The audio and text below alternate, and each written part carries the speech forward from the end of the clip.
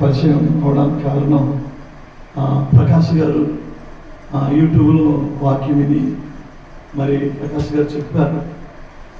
Pastor గారు ఉన్నారని చాలా చక్కగా సంఘానికి అర్థమయ్యేలాగా నచ్చ క్రమంలో దేవుని వాక్యం చెప్తున్నారు అని చెప్పేసి ప్రకాష్ గారు చెప్పారు. చెప్పిన తర్వాత మరి సరే నాకు లింక్ పెట్టండి నేను చూస్తానని చెప్పేసి అన్నాను.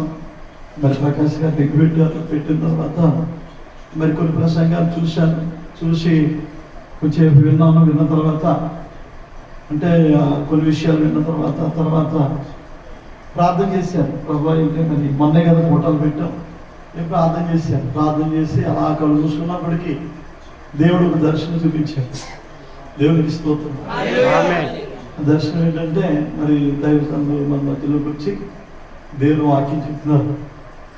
మరి నేను వాక్యం చెప్తూ ఉంటే వెనకాలకి వెళ్ళి చూశాను. వెనకాలకి వెళ్ళి చూసినప్పటికీ ద్రాక్ష పళ్ళు గుత్తులు కింద మరి ద్రాక్ష పళ్ళు పేర్చేసి పుట్ల కింద పేర్చేసి ఉన్నాడు. ఆ విధంగా దేవుడు ఆ దర్శనాన్ని నాకు చూపించాడు. చూసినప్పుడు వెంటనే ప్రార్థన పైకి వేసిన తర్వాత ఇప్పుడు అనుకున్నాను మన సమస్యలలో ఉన్న మొన్న పెట్టినా కానీ మరలా దైవజనులు పిలిచి ఫోటోలు పెట్టాలనుకున్నాను. ఎందుకంటే ఏం సంబంధించిన ఎవరికి తెలియదు కనుక మళ్ళీ మనకి టైం ఉందో చూడకపోవచ్చు, సమయంలో చూడకపోవచ్చు. నవంబర్ నెలలో పెడదామని అనుకున్నామని మళ్ళీ మరి వెంటనే దైవజనులకు ఫోన్ చేయడం జరిగింది. ఫోన్ నెంబరు ప్రకాశ్ ఇచ్చుకుని ఫోన్ చేయడం జరిగిన తర్వాత మరి దైవజనులతో మాట్లాడాం. ఆ ఫోన్ పరిచయం అయిన తర్వాత చక్కగా మరి ఇలా రావాలని నేను ఆహ్వానించినప్పుడు మరి చక్కగా అలాగే ప్రార్థన చేస్తాం కదా అని చెప్పారు. చక్కగా వస్తున్నారు, ఒప్పుకున్నారు. ఆ విధంగా మరి మన మధ్యలోకి రావడానికి దేవుడు చూపించారు. దేవుడు మరి ఆయన 24 సంవత్సరాల నుంచి మీరు సేవలో ఉన్నానంటున్నారు. మరి నేను వచ్చి కొత్త అండి అని చెప్పేసి ఆయన అన్నారు. మరి ఎంత సీనియర్లు ఎంతకాలం నుంచి వర్తమానంలో ఉన్నా అన్నది కదా కావాల్సింది, కానీ మరి ఎంతగా వాక్యంలో ఎదుగుతున్నాం అన్నది కావాలి. దేవుడికి ఇష్టం. మరి నేను గౌరవిస్తాను. ఏంటంటే మరి చిన్నవాడైనా కానీ దేవుని అభిషేకిస్తే ఆ అభిషేకం గౌరవిస్తాను. అంతే కదా.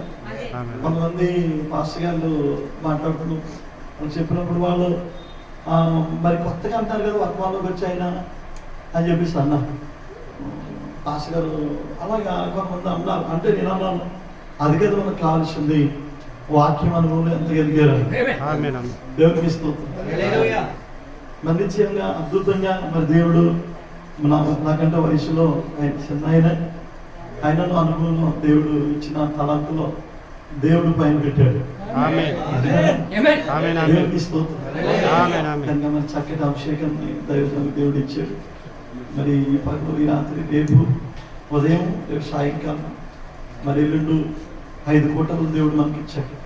ఈ కోటాలు అందరూ చాలా జాగ్రత్తగా దేవుని వాక్యం ఆలకించాలి. వాక్యం జరుగుతున్నప్పుడు మరి ఎవరు లేచాలతో ఎవరన్నా వెళ్ళిపోవాలనుకుంటే ఇప్పుడే లేచి వెళ్ళిపోండి. అర్థమైందండి. ఏదైనా చిన్న పనులు ఉంటే ఇప్పుడే వెళ్ళిపోయి బయటకు వచ్చి వెళ్ళి వాక్యం స్టార్ట్ అవ్వడం మళ్ళీ లోపలికి వచ్చేయండి.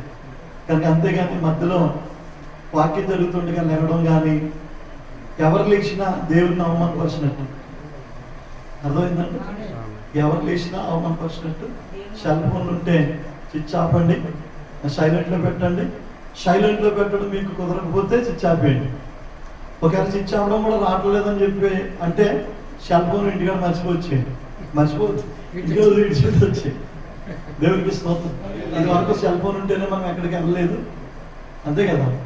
కనుక ఆ విధంగా మరి చేయండి, మంచి క్రమాన్ని పాటించండి. రెండోది సంఘంలో ఇంకా అందరూ రాలేదు, అందరూ వస్తే బాగుండు అనుకున్నాం. ఏది అన్నప్పటికీ కోట మాత్రం ఈ 6 కొంచెం లేట్గా ప్రారంభించడం జరిగింది. రేపు అలా ఉండదు, రేపు 10 గంటలకు స్టార్ట్ చేస్తాం. కనుక మనం సిద్ధపడి ప్రతి కూటంలో ఉండాలని కోరుతున్నాను. ఈ కూటాలు మీ అందరి కోసం ఏర్పాటు చేశాం. ప్రతి కూటము విలువైంది. మీరు ఆత్మీయంగా ఎదగాలని, మరి ఎత్తబడే శక్తిని పొందుకోవాలని మరి నిశ్చయంగా దేవుడికి సహాయం చేయాలి. హల్లెలూయా. నేను ఏం చేయలేను కానీ దేవుడు సమస్తము చేయగలరు. నిశ్చయంగా మరి సమయంలో దైవానికి సంబంధిస్తున్నాను. అందరూ సమర్పించుకుంటూ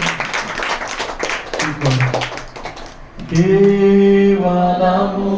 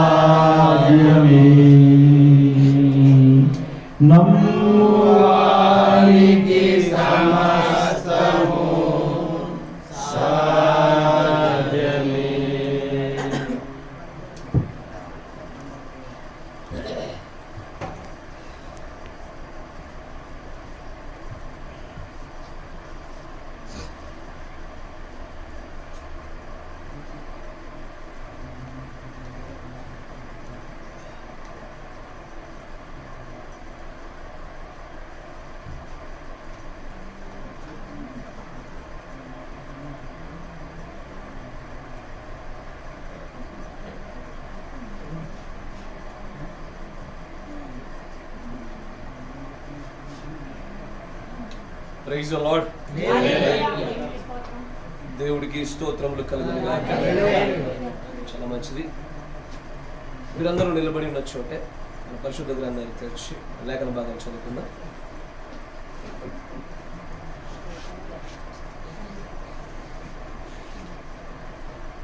హెబ్రీయులకు రాసినటువంటి పత్రిక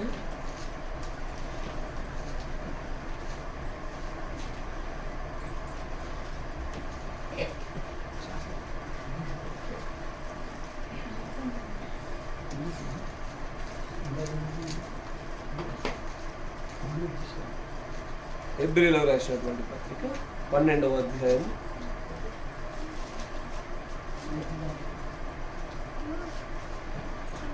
24వ వచనం నుంచి ఆఖరి వచనం చూద్దాం. కొత్త నిబంధనకు మధ్యవర్తి అయిన యేసునొద్దనకును హేబేలు కంటే మరి శ్రేష్టముగా పలుకు ప్రోక్షణ రక్తమునకును మీరు వచ్చి ఉన్నారు. మీకు బుద్ధి చెప్పుచున్న వారిని నిరాకరించుకున్నట్లు చూచుకొనుడి. వారు భూమి మీద నుండి బుద్ధి చెప్పిన వారిని నిరాకరించినప్పుడు తప్పించుకొనకపోయిన ఎడల పరలోకముల నుండి బుద్ధి చెప్పుచున్న వారిని విసర్జించు మనము తప్పించుకొనకపోవుట మరి నిశ్చయము కదా. అప్పుడు ఆయన శబ్దము భూమిని చలింపజేసిను గాని ఇప్పుడు ఇంకొకసారి భూమిని మాత్రమే కాక ఆకాశమును కూడా కంపింపజేతును అని మాట ఇచ్చి ఉన్నాడు. మీరందరూ నిలబడిన చోట కళ్ళు మూసుకోండి, తల వచ్చండి, ప్రార్థన చేసుకోండి. పరిశుద్ధుడా, సర్వశక్తి సంపన్నుడా, కృపామయుడా యేసు ప్రభువా, నీవు నిన్న నేడు నిరంతరం ఏకరీతిగా ఉన్నవాడవు, మార్పు చెందనటువంటి దేవుడవు, మా మంచి ప్రభువు నాయన, మమ్మల్ని కాచుచున్నటువంటి మంచి కాపరివి, మా దొడ్డ కాపరివి నాయన. గొర్రెలమై మాకు ఇష్టం వచ్చినట్లుగా మేము తిరుగుచుండినటువంటి కాలములో మీరే మొదటిగా మమ్మల్ని ప్రేమించారు నాయన. జగత్తు పునాది వేయబడక మునిపే, మేము పిండముగా రూపింపబడక మునిపే మీరు మమ్మల్ని చూశారు. కృపగల దేవా, నీ ప్రేమ ఎంతో అమోఘమైనటువంటిది. నిజంగానే నీ ప్రేమను వర్ణించుటకు మా పదములు నిజంగా చాలా ప్రభువా. నువ్వు మా కోసం ఈ కాలంలో పంపినటువంటి ప్రవక్తను బట్టి, వర్తమానమును బట్టి, ప్రత్యక్షతను బట్టి మిమ్మల్ని స్తుతిస్తున్నాం ప్రభువా. ఇది మా క్రియలను బట్టి కానీ మా మంచుతనం బట్టి కానీ జరిగినది కాదు నాయన. ఇది నీ ఎన్నిక ఉన్నది, ఇది నీ కృప ఉన్నది ప్రభువా. నాయన, నీ చిత్తంలో నీ ప్రణాళికలో ఈ స్థలంలోనికి మీరు నన్ను నడిపించి ఉన్నారు. ఏ విషయంలో అయితే నీ ప్రియమైనటువంటి ఈ పిల్లలు నీ రక్తంతోనైతే ప్రభువా కొనబడినారో, కడగబడినారో, వీరి కోసం ప్రభువా ఏ ఆహారం అయితే మీరు దాచి ఉంచున్నారో ఆ ఆహారం ఇక్కడ బయలు వెళ్ళినట్లుగా మీరు సహాయం దయచేయండి. బోధించుచుండగా బోధించేటువంటి ప్రభువా బోధింపదగిన ఆత్మ నాకు అనుగ్రహించండి. నీ ప్రియమైనటువంటి పిల్లలకు గ్రహింపు శక్తిని అనుగ్రహించండి. అయినా నీ ప్రశస్తమైనటువంటి ఆత్మ సంచారమును, నీ ఆత్మీయ ఉపస్థితిని ఇక్కడ ఉంచమని, ఇద్దరికంటే ఎక్కువగా కూడుకున్నటువంటి ఇక్కడ నీ యొక్క లేఖన వాగ్దానం పైన మేము ఆధారం చేసుకున్న విశ్వాస మూలముగా మా మధ్యలో కదలాడమని ప్రభు అయిన యేసు క్రీస్తు నామములో ప్రార్థన చేయుచున్నాము. ఆమేన్. కూర్చో.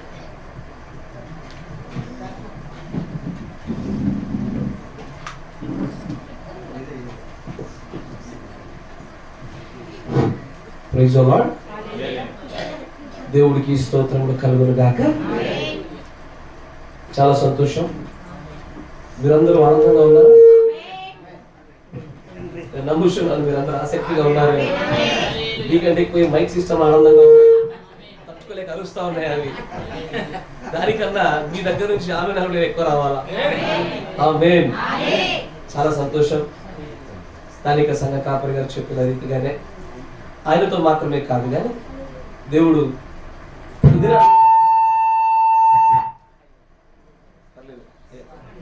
లేకపోయినా పర్వాలేదు.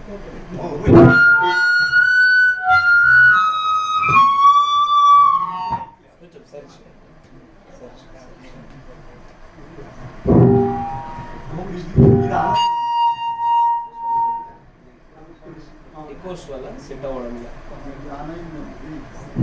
ఓకేనా.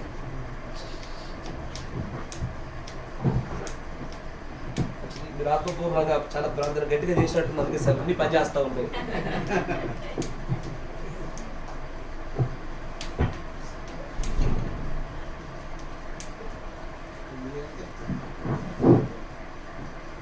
దేవుడికి స్తోత్రములు కలుగును గాక. ఆమేన్. చాలా మంచిది. స్థానిక సంఘ కాపరితో మాత్రమే దేవుడు మాట్లాడలేదు. ఒక దినాన నేను మా సంఘంలో కూటమి ముగించుకున్న తర్వాత ఆరోగ్యం కొంచెం నలతగా ఉందని నేను సాయంకాలం వెళ్ళి నిద్రపోవడం జరిగింది, నాకున్నటువంటి ఆరోగ్య సమస్యను బట్టి. కానీ అట్లా పడుకున్నప్పుడు నాకు వెంటనే నేను పడుకున్నటువంటి దాంట్లో ఒక కళ చూశాను. ఆ కళలో ఒక పాస్టర్ గారు నాకు కాల్ చేసి కూటమిలో కొరకే నన్ను పిలిచినట్లుగా, నేను అక్కడికి వచ్చినట్లుగా, అక్కడ కొద్ది మంది ఉన్నట్లుగా, అక్కడ అభివృద్ధి చెందవలసింది చాలా ఉన్నట్లుగా. ఎందుకంటే ఏది వచ్చిందో చెప్పాలా. ఎందుకంటే ఈ స్థలంలో అబద్ధాలు ఆడకూడదు. ఇది అతి పరిశుద్ధ స్థలానికి సాదృశ్యం. ఆమేన్. ఇక్కడ ఖచ్చితంగా అలాగ దేవుడు చూపించినటువంటి ఆ కళకి 15-20 నిమిషాల తర్వాతే స్థానిక సంఘ కాపరి గారి యొక్క ఫోన్ వచ్చింది నాకు. వీటంతట్లో నేను చూస్తున్నది ఏంటంటే ఇక్కడ మంద ఎంత ఉందో నేను చూడట్లేదు, కానీ ఇక్కడ ఖచ్చితంగా మందు ఉంది. ఎందుకంటే తన భార్య ఉన్న చోట తన దగ్గరికి ఆయన కుడి పార్శ్వన కూర్చుండి పెట్టడానికి ఇష్టపడుతున్నటువంటి తన భార్య ఉన్న చోట ఖచ్చితంగా ఎలియాజరు వెళ్ళాల్సిందే. ఈ పరిస్థితుల్లో ఎక్కడైనా సరే, ఎంత దూరంలో ఉన్నా సరే, ఒంటెలు లేకపోయినా సరే నడుచుకుంటేనే వెళ్ళాలి. ఆమేన్. తన భార్యను చాలా ప్రేమిస్తున్నాడు ఆయన. ఆ భార్య కోసము ఆయన చేసినటువంటి కార్యాలు అంత ఇంత కాదయ్యా. ఆమేన్. ఆయన భార్య కోసం ఆయన చేస్తున్న కార్యాలు అంత ఇంత కాదు. ఆయన తన భార్య కోసము వాతావరణాన్ని మార్పు చెందించగలుగుతాడు, మనుషుల్ని మార్పు చెందించగలుగుతాడు, రాజుల్ని మార్చగలుగుతాడు. చివరికి తాను తీసుకున్న నిర్ణయ విషయంలో కూడా తాను ఒక అడుగు వెనక్కి జరగగలుగుతాడు, తన భార్య కోసం మాత్రమే.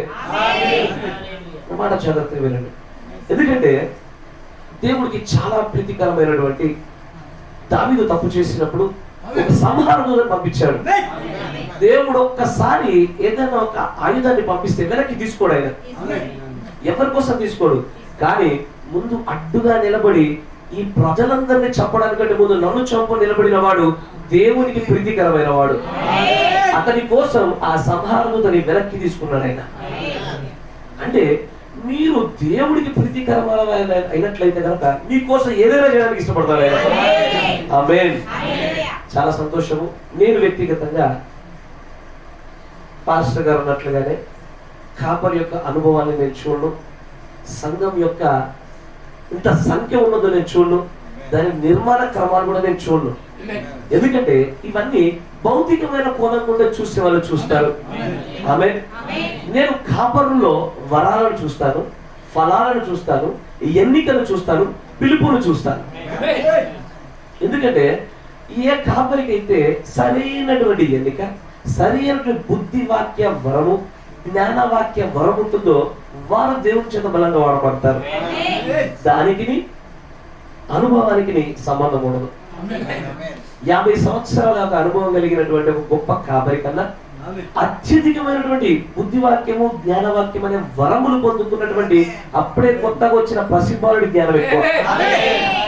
అందుకే యేసు ప్రభు వారు కూడా మాట్లాడుతూ అంటాడు, ప్రభువా జ్ఞానులకు మరుగు చేసి పసిబాలులకు బయలుపరుస్తున్నావా? అంటే దేవుడు ఎన్నిక ఎల్లప్పుడు కూడా ఒక వ్యక్తి యొక్క వయస్సును బట్టి ఉండదు, అనుభవాలను బట్టి ఉండదు. అది ఆయన ఆత్మయు ఆ ఆత్మలో తలాంతులను బట్టి ఉంటుంది. ఎందుకంటే ఇంగ్లీష్ ఏముంటుందంటే there is a portion of spirit, అంటే ఆత్మలో కూడా పాలు ఉంటాయి, ఆత్మలో తలాంతులు ఉంటాయి. ఎంతగా ఇచ్చావు, ఎంత పొందుకుంటున్నారు, దానిపైన వారి పరిచర్యయు వారి బోధయు వారి నడకయు దేవుని యొక్క ఆత్మీయ ఉపస్థితి ఆధారపడి ఉంటుంది. ఆమేన్. నేను మిమ్మల్ని అందరినీ కూడా చూస్తున్నప్పుడు నాకు చాలా ఆనందం కలుగుతా ఉంది. కానీ ఒక్క చిన్న విషయం, నేను వర్తమానంలోకి వెళ్ళడానికి ముందు ఒక 2 నిమిషాలు కొన్ని విషయాలు చెప్పాలా. నా గురించి నేను చెప్పను, ఎందుకంటే నా గురించి మాట్లాడుకోవడం వల్ల మీకు ఏ లాభం లేదు. నేను ఏ నామాన్ని అయితే మోసుకొచ్చానో ఆయన గురించి చెప్తాను, ఆయన మాటలు చెప్తాను. ఆమేన్. మొట్టమొదటిగా ఒకటి, దేవుడి యొక్క ప్రవక్త ఈ కాలంలో కొరింథీ రాసిన పత్రికలో ఉన్నటువంటి అన్నింటినీ క్రమముగా జరగనీయుడి అన్నాడు ఆయన. ఆమేన్. అంటే దాని అర్థం ఏంటంటే దానిలో నుంచి ఈ కాల ప్రవక్త చర్చ్ ఆర్డర్ అనే వర్తమానం చెప్పాడు. అంటే సంఘానికి ఒక క్రమం అంటూ ఒకటి తీసుకొచ్చాడు ఆయన. సంఘానికి క్రమం ఏమై ఉన్నదో కాసేపు పక్కన పెడితే అసలు సంఘానికి క్రమం ఎందుకు తెలుసుకోవాలా? ఎందుకంటే సంఘానికి క్రమం ఉండడం వల్ల అక్కడ గలిబిలి ఉండదు, ఆత్మీయమైనటువంటి ఒక అట్మాస్ఫియర్, ఒక వాతావరణం ఏర్పడుతుంది. నేను చెప్పబోయే ఈ మాట చాలా జాగ్రత్తగా వినండి. ఆయన అంటాడు, church order is to fill the church with the Holy Ghost. అంటే సంఘ క్రమం అనేది సంఘమును పరిశుద్ధాత్మ చేత నింపడానికి ఉపయోగపడుతుంది అన్నాడు ఆయన. కాబట్టి ఈ రోజు మేము ఆలస్యంగా వచ్చాము, బహుశా మా వల్లే ఈ సంఘ క్రమం దెబ్బతిన్నది. కానీ ఈ రోజు రాత్రులు చాలా జరగకూడదు. ఆమేన్. సమయానుకూలంగా దేవుడు పెట్టినటువంటి సమయానికి మనం రావాలి. దానివల్ల ఆత్మీయమైన ఉపస్థితి ఇక్కడ ఉంటుంది, సంచారం జరుగుతుంది. ఆమేన్. రెండవ విషయం చిన్నది, నన్ను క్షమించాలి, దీని తర్వాత మరో మాట కూడా చెప్తాను. సాధారణంగా నేను బోధించే విధానంలో కొద్ది అధికారం కనబడుతుంది, ఖచ్చితంగా ఖండించే విధానం కనబడుతుంది. నన్ను మీరు దయచేసి సహించాలి. ఎందుకంటే వాక్య విధానంలో నేను రాజీ పడడానికి నేను నిలవలేదు. వాక్యం దగ్గర అవునంటే అవును, కాదంటే కాదందాం. రాజీ పడే వాళ్ళు దేవుడు ఇష్టపడడు. ఆమేన్. ముఖ్యంగా సహోదరుల విషయంలో ఎందుకు సహోదరులు అంటున్నానంటే, దేవుని యొక్క ప్రవక్త అంటాడు, ఒక ఇల్లు ఎలాంటిదో నువ్వు తెలుసుకోవాలంటే ఆ ఇంట్లో ఉన్న స్త్రీని చూడన్నాడు. సంఘం ఎలాంటిదో తెలుసుకోవాలంటే ఆ సంఘంలో స్త్రీలను చూడమన్నాడు. యు లుక్ అమెరికా, మీరు అమెరికాను చూడండి, ఆ అమెరికా స్త్రీలను బట్టి ఆ దేశం పైన ఏ ఆత్మ ఉందో కనిపెట్టచ్చు అన్నాడు. అంటే సంఘంలో స్త్రీలు చాలా ప్రాముఖ్యమైన వారు. కాబట్టి మనందరికీ తెలుసు, ఈ వర్తమానానికి బయట ఉన్న ప్రతి ఒక్కరు ఏం చేస్తారంటే వాళ్ళు ప్రార్థించేప్పుడు పైన ముసుగు వేసుకుంటారు కదా, మనమైతే వేసుకోదా? ఆమేన్. మనం ఆ విషయంలో ప్రత్యక్షతను పొందుకున్న ప్రజలము. ఆమేన్. ఒకవేళ ముసుగు వేస్తుంటే క్షౌరం చేసినట్టుగానే అంటాడు ప్రభు, కానీ ముసుగు వేయట్లేదు అంటే మాత్రం క్షౌరం చేసినట్లు. కానీ అసలైన ముసుగు ఏంటి? ఒక గుడ్డ ముక్కతో చేసింది కాదు. ఏంటది? మన యొక్క స్త్రీలకు దేవుడు ఇచ్చినటువంటి ముసుగు ఏంటి? తల వెంట్రుకలు. ఇస్తారో? ఆమేన్. ఇప్పుడు ఆ తల వెంట్రుకలు దేనికోసం ఇవ్వబడింది? ముసుగులాగా పొల్లును కప్పుకోవడానికి దేవుడు ఇచ్చాడు. వాటిని ఎన్నడూ కూడా ముడివేయకూడదు. Praise the Lord. దేనినైతే కప్పుకోవడానికి ఇచ్చాడో దాన్ని ముడివేస్తే కప్పుకొనుట జరగదు. చాలా మంది సహోదరులు ఈ విషయంలో తెలియక పొరపడుతూ ఉంటారు. మరి ఏం చేస్తారంటే దేవుడు ఇచ్చినటువంటి వెంట్రుకలు దానితో ఒళ్ళు కప్పుకోవాలనే విషయం తెలిసినా, ఈ వర్తమాన ప్రత్యక్షతల గురించి అవగాహన ఉన్న దాని విషయంలో బలమైనటువంటి నడిపింపు లేదు. ఎప్పుడూ కూడా తల వెంట్రుకల్ని ముడివేయకూడదు, ఎప్పుడు వదులుగానే ఉంచాలా. ఆమేన్. Praise the Lord. మొదటి కుటుంబంలో సరి చేస్తున్నాను అనుకోకండి, మనల్ని దేవుడికి నిలబెట్టింది అందుకొరకు. ఎందుకంటే బైబిల్లో ఉన్నటువంటి లేఖనాలు అన్నిటి తీసుకొని చూడండి, ఒక్క మాట మీకు స్పష్టంగా అర్థమవుతుంది. దిద్దుబాటే పరలోకానికి సిద్ధపాటు. ఆమేన్. నన్ను నేను సరి చూసుకుంటున్న కొలది నా ఆత్మీయమైన నా భర్తకి నేను అతి సమీపస్తున్న అవుతాను. ఆయన నాలో నివాసం చేస్తాడు.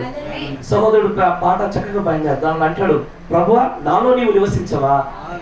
ఎందుకంటే ఆయన మనలో నివసించినట్లుగా ఉండాలంటే ఈ దేహము, ప్రాణము, ఆత్మ యోగ్యమైనదిగా ఉండాలా. ఆమేన్. Praise the Lord. దేవుడికి స్తోత్రములు కలుగును. మంచి చదవబడే లేఖన భాగం వైపు మనం అడుగులు వేద్దాం. హెబ్రీయులకు రాసినటువంటి పత్రిక 12వ అధ్యాయం 24వ వచనం చూద్దాం.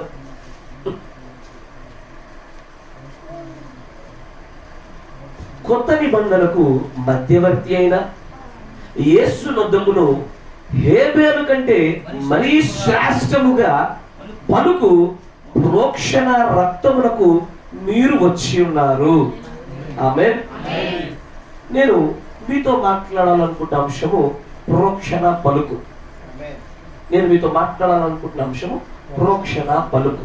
మాట జాగ్రత్తగా దీనిని గ్రహించాలంటే మొదటగా మనం ఆదికాండంకి వెళ్ళాలి. ఎందుకంటే విత్తనాల పుస్తకానికి వెళ్ళాలా. ఆమేన్. ఆదికాండం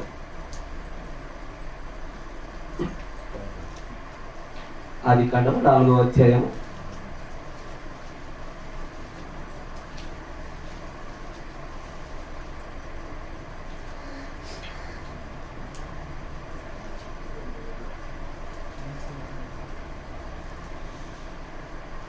4వ వచనం నుంచి గమనించిన హేబేలు కూడా తన మందలో తొలిచూలిన పుట్టిన వాటిలో కొవ్విన వాటిని కొన్ని తెచ్చెను. యెహోవా హేబేలును అతని అర్పణను లక్ష్యపెట్టెను, కయీనును అతని అర్పణను ఆయన లక్ష్యపెట్టలేదు. కాబట్టి కయీనుకు మిక్కిలి కోపం వచ్చి అతడు తన ముఖమును చిన్నబుచ్చుకొనగా యెహోవా కయీనుతో, నీకు కోపమేలా? ముఖము చిన్నబుచ్చుకొని ఉన్నావేమి? నీవు సత్క్రియ చేసిన ఎడల తలనెత్తుకొనవా? సత్క్రియ చేయని ఎడల వాకిట పాపము పొంచి ఉండును. నీ ఎడల దానికి వాంఛ కలుగును, నీవు దానిని ఏలుదువనెను. కయీను తన తమ్ముడని హేబేలుతో మాట్లాడెను. వారు పొలములో ఉన్నప్పుడు కయీను తన తమ్ముడని హేబేలు మీద పడి అతన్ని చంపెను. యెహోవా, నీ తమ్ముడని హేబేలు ఎక్కడ ఉన్నాడని కయీనును అడుగగా అతడు, నేను ఎరుగను, నా తమ్మునికి నేను కావలివాడనా అనెను. అప్పుడు ఆయన, నీవు చేసిన పని ఏమిటి? నీ తమ్ముని రక్తము యొక్క స్వరము నేలలో నుండి నాకు మొరపెట్టుచున్నది. కావున నీ తమ్ముని రక్తమును నీ చేతిలో నుండి పుచ్చుకొనుటకు నోరు తెరిచిన ఈ నేల మీద ఉండకుండా నీవు శపింపబడిన వాడవు. ఇక్కడ గమనించండి, ఆదాముకు కలిగినటువంటి ఇద్దరు కుమారులు, ఒకరు కయీను, రెండు హేబేలు. Praise the Lord. ఇక్కడ వీరిరువురు కూడా దేవుని పట్ల ఆసక్తి కలిగిన వారే. ఆసక్తి లేకుండా కయీను లేడు. సమస్య ఏంటంటే కయీను దగ్గర ఉన్నటువంటి ప్రధానమైనటువంటి సమస్య చేరుకోవలసిన రీతిలో చేరుకోలేదు. కానీ ఇక్కడ హేబేలేమో తన దగ్గర ఉన్నటువంటి మందులో నుంచి మంచి శ్రేష్టమైనటువంటి ఒక గొర్రెను బలిగా తీసుకొచ్చాడు. అక్కడ ఉన్నటువంటి కయీను తన దగ్గర ఉన్నటువంటి కదా శ్రేష్టమైన వాటిని తీసుకొచ్చారు. చాలా మంది సంఘశాఖ వారిని అడుగుతుంటే కయీను సరైనది ఇవ్వలేదయ్యా అంటారు. కానీ అలాంటిది ఎక్కడ మన బైబిల్లో కనబడదు. సార్ అలాంటి ఎందుకు అంగీకరించలేదయ్యా అంటే సరైనది ఇవ్వలేదు కదా అంటారు. అక్కడ సరైనది ఇవ్వకపోవడం కాదు, అతడు కూడా శ్రేష్టమైనదే తెచ్చాడు. కానీ సమస్య ఏంటంటే ఇక్కడ దీనికి సంబంధించిన సమాచారము, దీనికి సంబంధించిన వివరణ హెబ్రీ పత్రికలు మాత్రమే ఉంటది. విశ్వాసము ద్వారానే హేబేలు శ్రేష్టమైన అర్పణ తీసుకొచ్చాడు అంటుంది. విశ్వాసం ద్వారానే. ఆమేన్. ఇక్కడ ఒకసారి దేవుని ముందుకి ఇరువురు కూడా తమ యొక్క అర్పణ తీసుకొచ్చి పెట్టారు. పెట్టిన వెంటనే దేవుడు ఇరువురి అర్పణ చూశాడు. చూసి హేబేలు తెచ్చిన అర్పణ దేవుడికి ఇష్టంగా అనిపించింది, ప్రీతికరంగా ఉంది. ఆయన లక్ష్య పెట్టాడు దాన్ని. ఆయన అంటున్నాడు, ఇది కదా నేను కోరుకుంటున్నటువంటి అర్పణ, ఇది కదా తీసుకురావాల్సిన విధానము, ఇదే కదా నేను నిజంగా ఎప్పటి నుంచో ఆలోచన పెట్టి నేను తెలుసుకున్నది, నిజంగా నేను అంగీకరించేది ఇదే కదా. కానీ ఒకసారి కయీను దగ్గరికి వచ్చి చూశాడు. కయీను దగ్గరికి వచ్చి చూడగానే కయీను తెచ్చినటువంటి అర్పణ అంగీకృతములుగా లేదు, నచ్చల. ఎందుకు అంగీకృతములుగా లేదు అంటే ఒకసారి నా మాట వినండి, జాగ్రత్తగా వినండి. ఆదాము పడిపోయినప్పుడు, ఆదాము వారిద్దరు పడిపోయినప్పుడు వారు దిగంబరులను వారు ఎరిగారా? ఎస్. ఎరిగిన తర్వాత వారికి బట్టలు కావాలి. వారు ఆకులతో తమను తాము దాచుకున్నప్పుడు దేవుడు చూసి ఇది సరి అయిన విధానం కాదని ఆయన చర్మపు చొక్కాలు తొలగించాడు. చర్మపు చొక్కాలు తొలగించాడు అంటే ఆయన దేన్నో ఒకదాన్ని బలిచ్చి ఉండాలి. ఆయన దేన్నో ఒకదాన్ని బలివ్వకుండా చర్మపు చొక్కాలు రావు. అంతేనా? ఈ విషయము ఏ రీతిగా హేబేలుకు తెలిసిందో గాని ఏ రీతిగా తెలుస్తుంది? మీకున్నట్టుగానే స్థానిక సంఘ కాపరి ఉంటాడా? అందరికి ఉన్నట్టు బోధకులు ఉంటారా? ఎలా తెలిసిందంటే అది ఆయన వాయులో వాయువైన ఆయన బీజమై ఉండి ఎన్నికలో ఉన్నాడు కాబట్టి తెలిసింది. అది ముందు నిర్ణయంలో ఉన్న వాళ్ళు చేసేటువంటి పని. తెలియదానికి ఏమని నేను జంతువులు అర్పిస్తేనే ప్రభువుకు ప్రీతికరము, అయ్యో ఈ పళ్ళు ఇవన్నీ నచ్చమని చెప్పి తెలీదు. కానీ వీరి పాపములను కప్పుకొనుటకు చేసిన యెహోవా కార్యాన్ని హేబేలు రిపీట్ చేశాడు. తెలియకుండా చేశాడు. ఆయన తెలియకుండా చేసినప్పటికీ దేవుడు అన్నాడు ఇది నాకెంతో ఇష్టం. పక్కన ఉన్న కయ్యం చూశాడు, నేనే తప్పిదం చేశాను, నేను శ్రేష్టమని ఇచ్చానుగా, నేను అలాకున్న మేలైన వాటిలోంచి తీశానుగా, నేను చేసిన తప్పిదం ఏంటి? ఊరుకోలేకపోయాడు. దీన్నే మత్సరము అంటారు. నాకంట నా తమ్ముడిది బలి అంగీకరించబడింది. యోసేపు పైన తన సహోదరులు ఎలాగ మత్సరపడి పగబట్టిరో అదే రీతిలో ఇక్కడ ఉన్నటువంటి కయ్యను అతగాడి పైన హేబేలు పైన పగబట్టాడు. పొలంలో ఉండగా చూశాడు, అతని దగ్గర ఉన్నటువంటి ఆయుధాలను పట్టుకొని ఒకసారి అతనిపై దాడి చేశాడు, చనిపోయినాడు. మనందరికీ తెలిసిన విషయం. కానీ ఆలోచించాడు, ఇక్కడ దేవుడికి కయ్యనికి మధ్యలో జరుగుతున్న సంభాషణ చాలా జాగ్రత్తగా చూడండి. ఆయన అంటాడు, కయ్యను ఎక్కడ నీ తమ్ముడు? నేను వాళ్ళకి కావాలి వాళ్ళ మనకి వాళ్ళ సెక్యూరిటీ గార్డు ఏదైనా ఎక్కడికి వెళ్తున్నాడో చూడడానికి నాకేం అవసరము అన్నప్పుడు చాలా జాగ్రత్తగా వినండి. అప్పుడు యెహోవా అంటాడు ఏమని? నిన్ను గూర్చి నీ తమ్ముని యొక్క రక్తము నేలలో నుంచి నాకు మొరపెడుతుంది. జాగ్రత్త ఏమన్నాడు ఆయన? రక్తం మొరపెడుతుందా? ఇప్పుడు మొరపెడుతుంది హేబేలా రక్తమా? రక్తమేగా. రక్తం మొరపెట్టుద్దా? అంటే రక్తానికి స్వరం ఉంటుందా? రక్తం మాట్లాడుతుందా? అందుకే మన అంశం కూడా ప్రోక్షణ పలుకు. దేనినైతే కడుగుడ కడుగు రక్తము కుమ్మరించబడి ఉన్నదో ఆ రక్తములకు స్వరములవి. ఆ రక్తము మాట్లాడుతుంది. ఆ రక్తము కొన్ని ప్రత్యేకమైన విషయాలు చూపిస్తుంది. ఏదో రక్తం మాట్లాడుతుందంటే అంటే రక్తం మన రక్తం కూడా మాట్లాడుద్దా?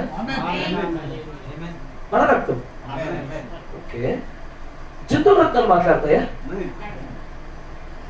అయ్యా ఆలోచించండి ఒకసారి. నా బోధ విధానం జాగ్రత్తగా గమనించండి, మీరు కన్ఫ్యూజ్ అవ్వకూడదు. నేను జాగ్రత్తగా వినండి. దాంట్లో ఉపదేశం యొక్క వర్గంలో ఎక్కువగా నేను బోధించే ప్రయత్నం చేస్తాను. ఎందుకంటే ఎప్పుడు గుర్తుంచుకోండి, ఒక బోధ పాపి యొక్క హృదయాన్ని క్రీస్తు వైపు తిప్పుద్ది, కానీ ఉపదేశపు పరిచర్య క్రీస్తులో తన స్థానాన్ని గుర్తింపజేస్తుంది. ఆమేన్. క్రీస్తులో మన స్థానం తెలియాలా, నేను ఎక్కడున్నానో తెలియాలి. ఆమేన్. అక్కడ గమనించండి, రక్తం మాట్లాడుతుందా? రక్తం దేన్ని సూచిస్తుంది? అసలు రక్తం ఏ విషయాలు మాట్లాడుద్ది? ఇప్పుడు రక్తంలో ఖచ్చితమైనటువంటి స్వరం ఉన్నది అన్నప్పుడు అది కొన్ని మాటలు మాట్లాడగలిగేది ఉండాలా, ఏమేమి మాటలు మాట్లాడుతూ తెలుసుకొని ఉండాలా, ఎన్ని రకాలు మాట్లాడుతూ తెలుసుకొని ఉండాలా, ఎవరితో మాట్లాడుతుంది, ఎవరి గురించి మాట్లాడుతూ తెలుసుకొని ఉండాలా. ఆమేన్.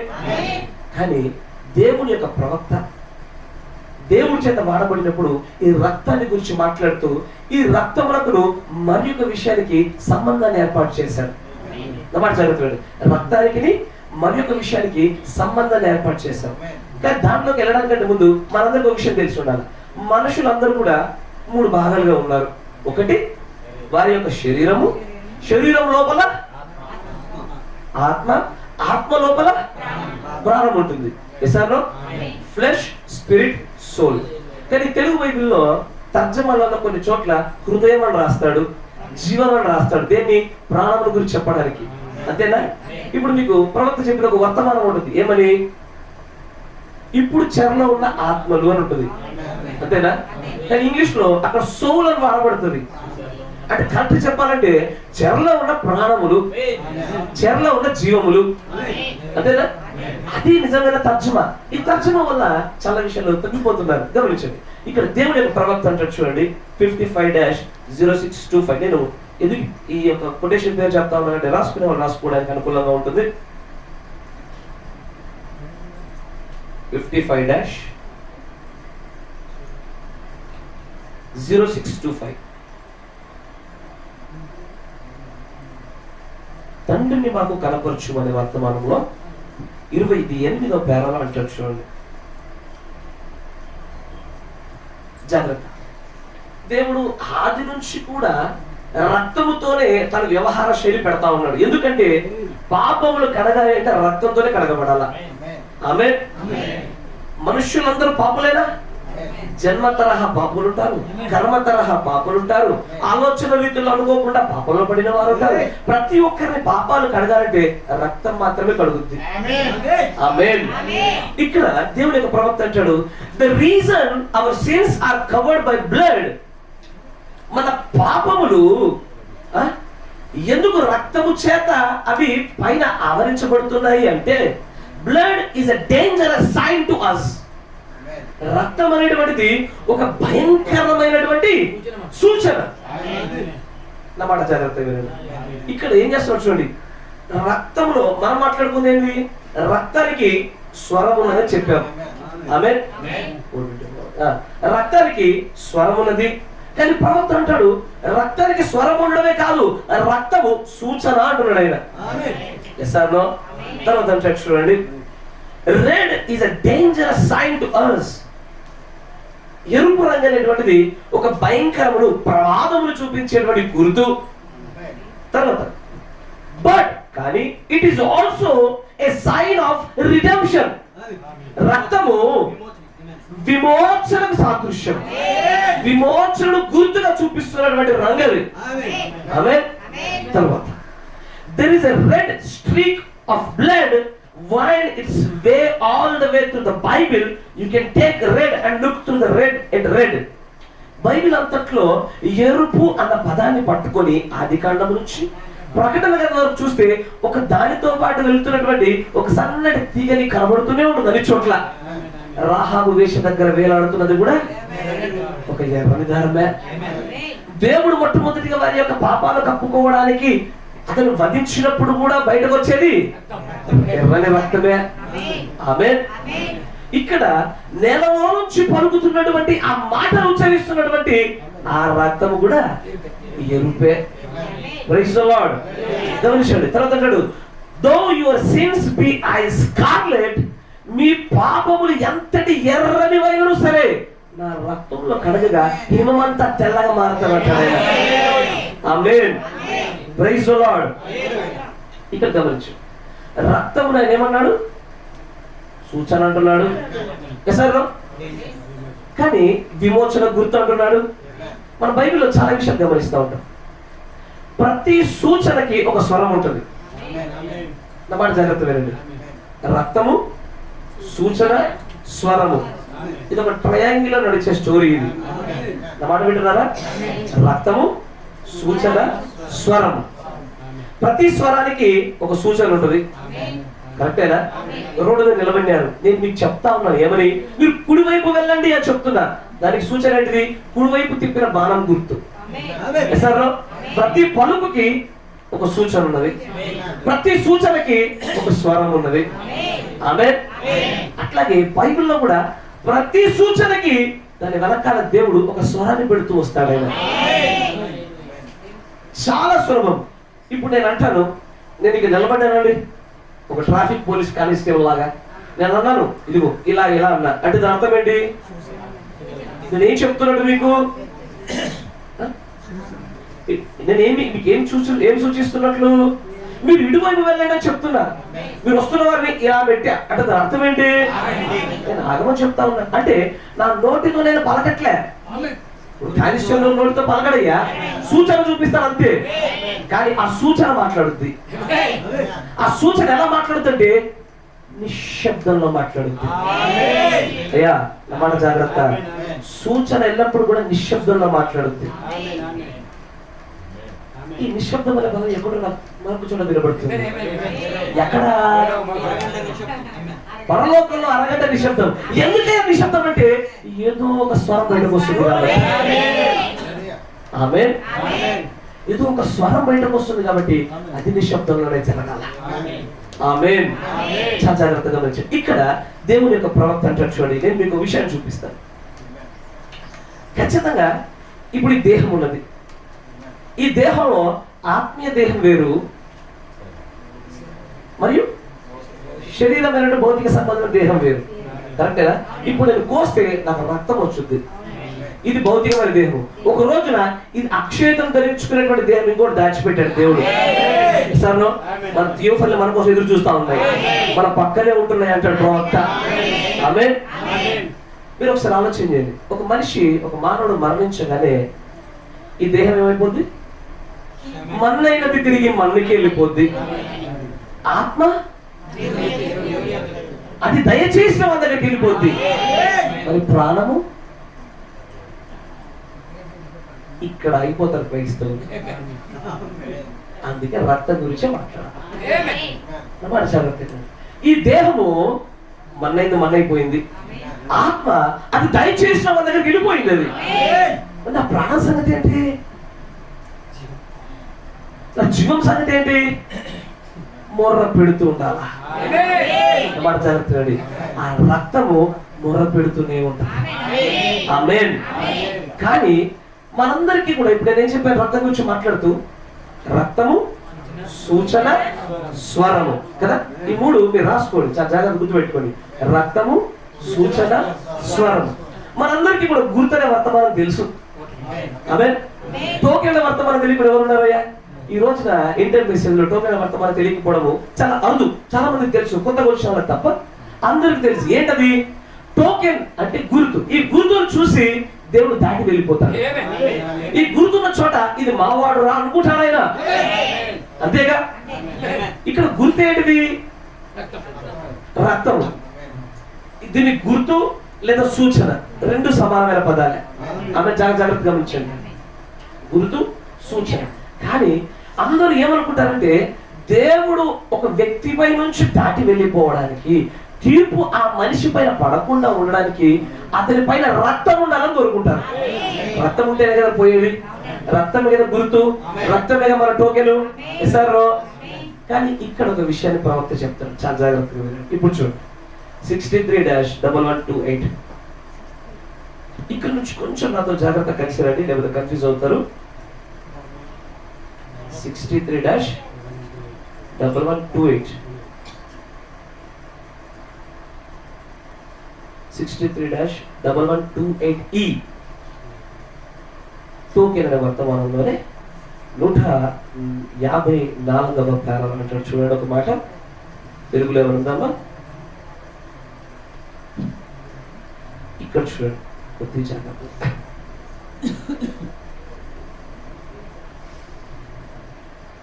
154వ పేర చూడండి. ఇక్కడ ఒక మాట చెప్తా, జాగ్రత్త.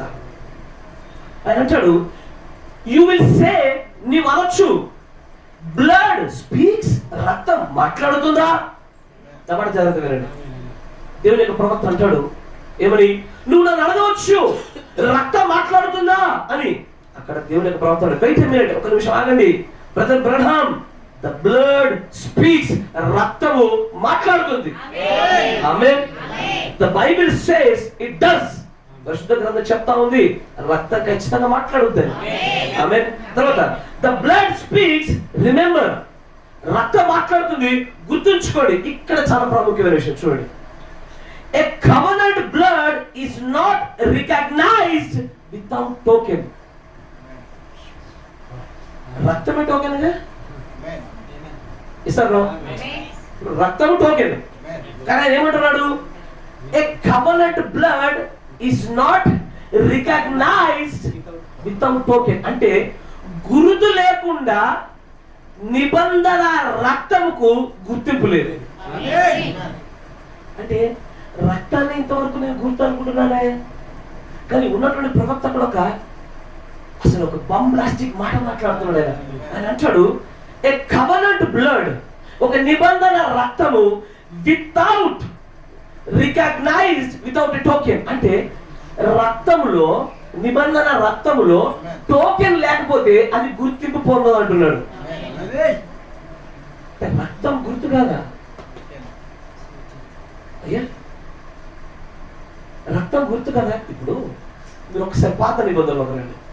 పాత నిబంధనలో మోషే దగ్గర దేవుడు ఒక మాట చెప్తాడు. ఏమని?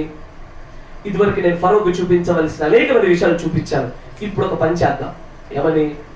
మీరందరూ కూడా ఒక గొర్రె మీరు వధించండి, దాని రక్తమును ద్వారబంధకముల పైన పూయండి, నేను ఆ సంహార దూతను పంపిస్తాను కదా.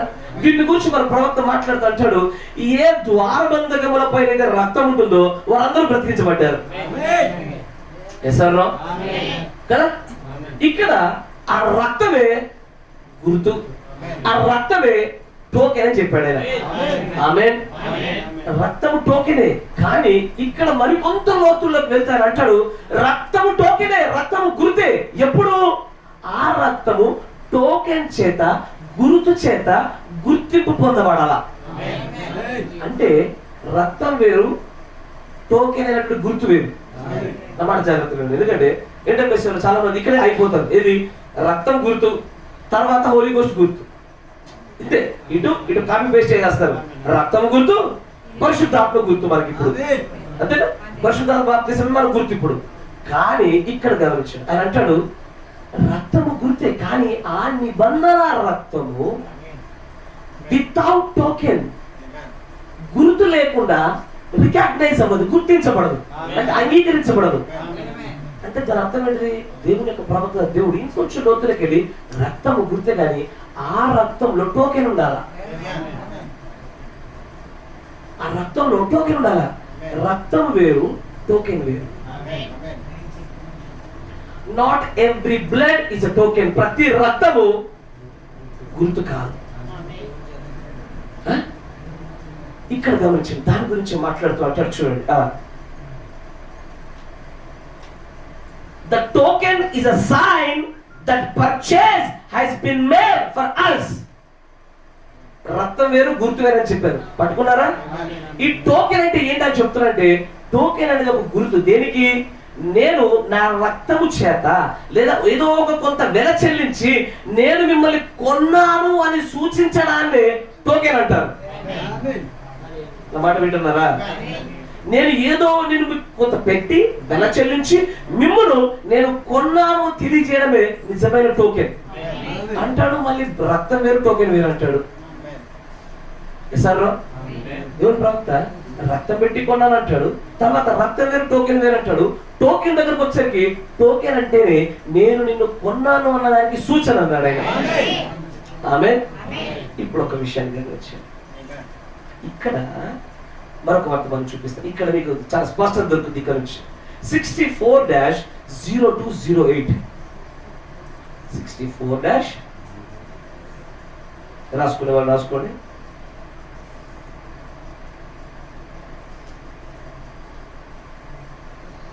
64-0208 గుర్తు అనే వర్తమానం. ఇది మరొక చోట చెప్పినటువంటి దాని 126వ పేరు చూడండి ఒకసారి.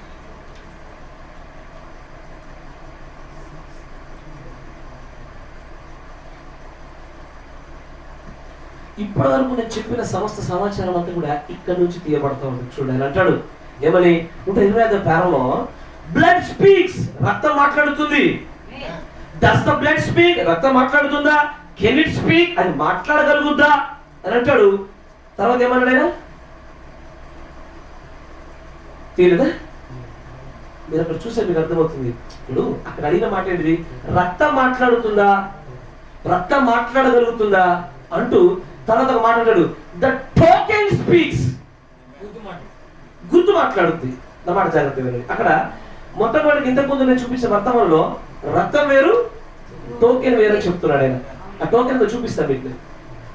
తర్వాత మరికొంత తర్వాత ప్రత్యక్షతలో ప్రవక్త ఎదుగుతున్న కొద్ది ఆయన అంటాడు, రక్తం మాట్లాడుతుందా, అది మాట్లాడగలిగే శక్తి కలిగిందా అంటూనే అప్పుడు అంటాడు, ద టోకెన్ స్పీక్స్, గుర్తు మాట్లాడుతున్నాడు ఆయన.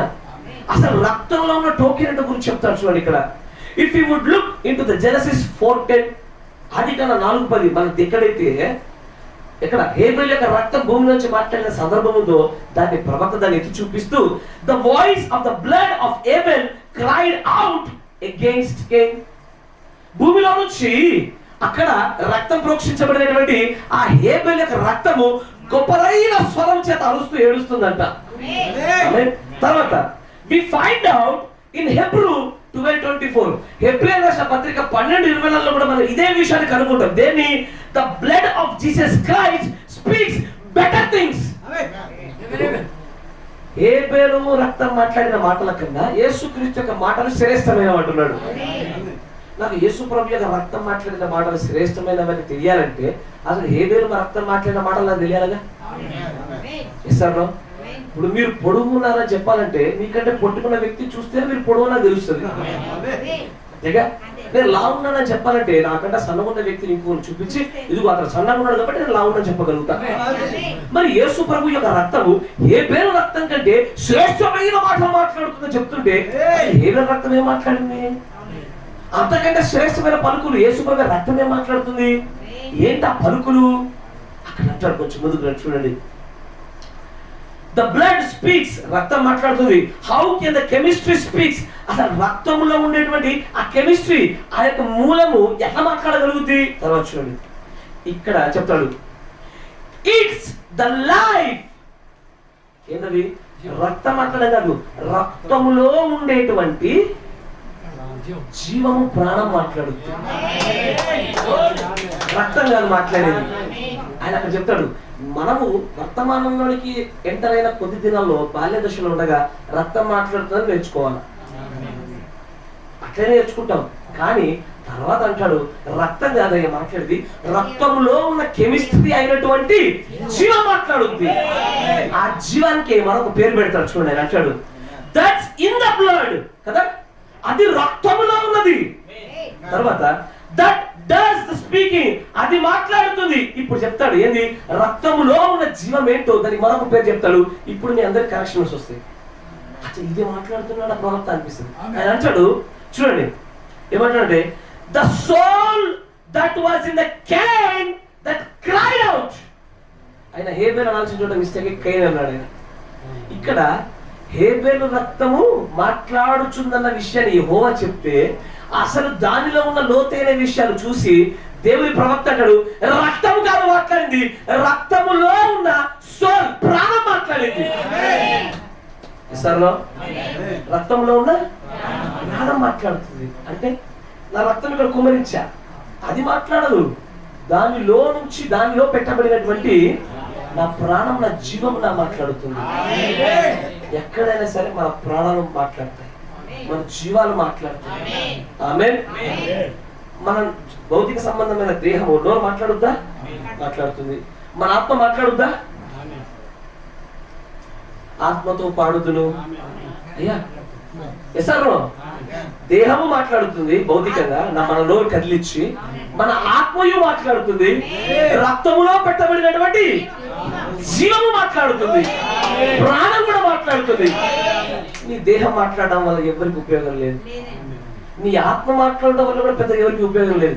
కానీ it is the blood. Blood కూడా కాదు, దాంట్లో ఉన్న జీవం మాట్లాడాలా, దాంట్లో ఉన్న జీవం మాట్లాడాలా. అందుకని అంటాడు ప్రతి రక్తము ఈ టోకెన్ చేత, జీవం అనే గుర్తు చేత రికగ్నైజ్ చేయకపోతే, గుర్తింపు పొందకపోతే అది అంగీకరించబడదు బలుల్లో. ఏ బలి? ఇప్పుడున్న బలులు ఉన్నాయా? అబ్సల్యూట్లీ. ఏ బలి ఇస్తున్నాం మనము? నిజంగా జంతువుల బలు ఇస్తున్నామా? ఏ బలి ఇస్తున్నాము? మన ఆత్మీయమైన బలు ఇస్తున్నాము. ఎసర్లో ఎక్కడి నుంచి ఇవ్వాలా?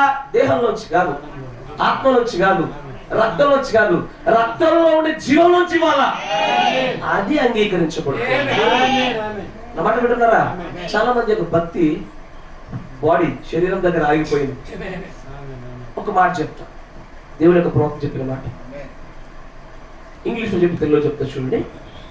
Even if you baptise in the Holy Ghost you will be still last.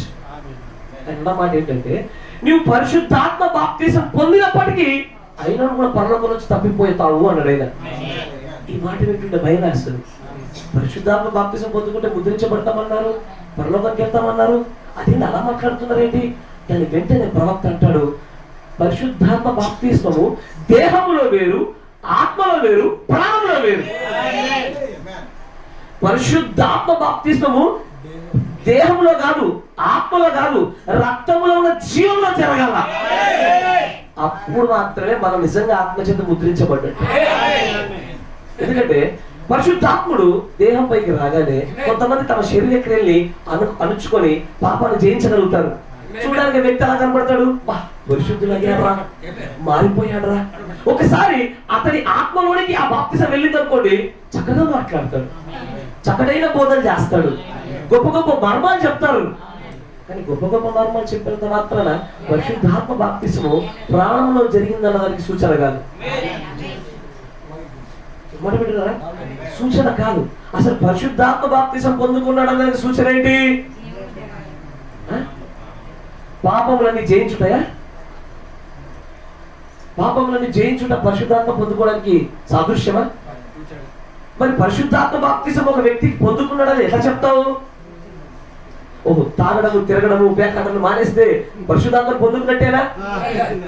బూతులు మాట్లాడడం మానేస్తే, చెడ్డ మాటలు పలుకడం మానేస్తే పరిశుద్ధాత్మను పొందుకున్నట్టేనా? సినిమా చూడడం మానేస్తే పొందుకున్నట్టేనా?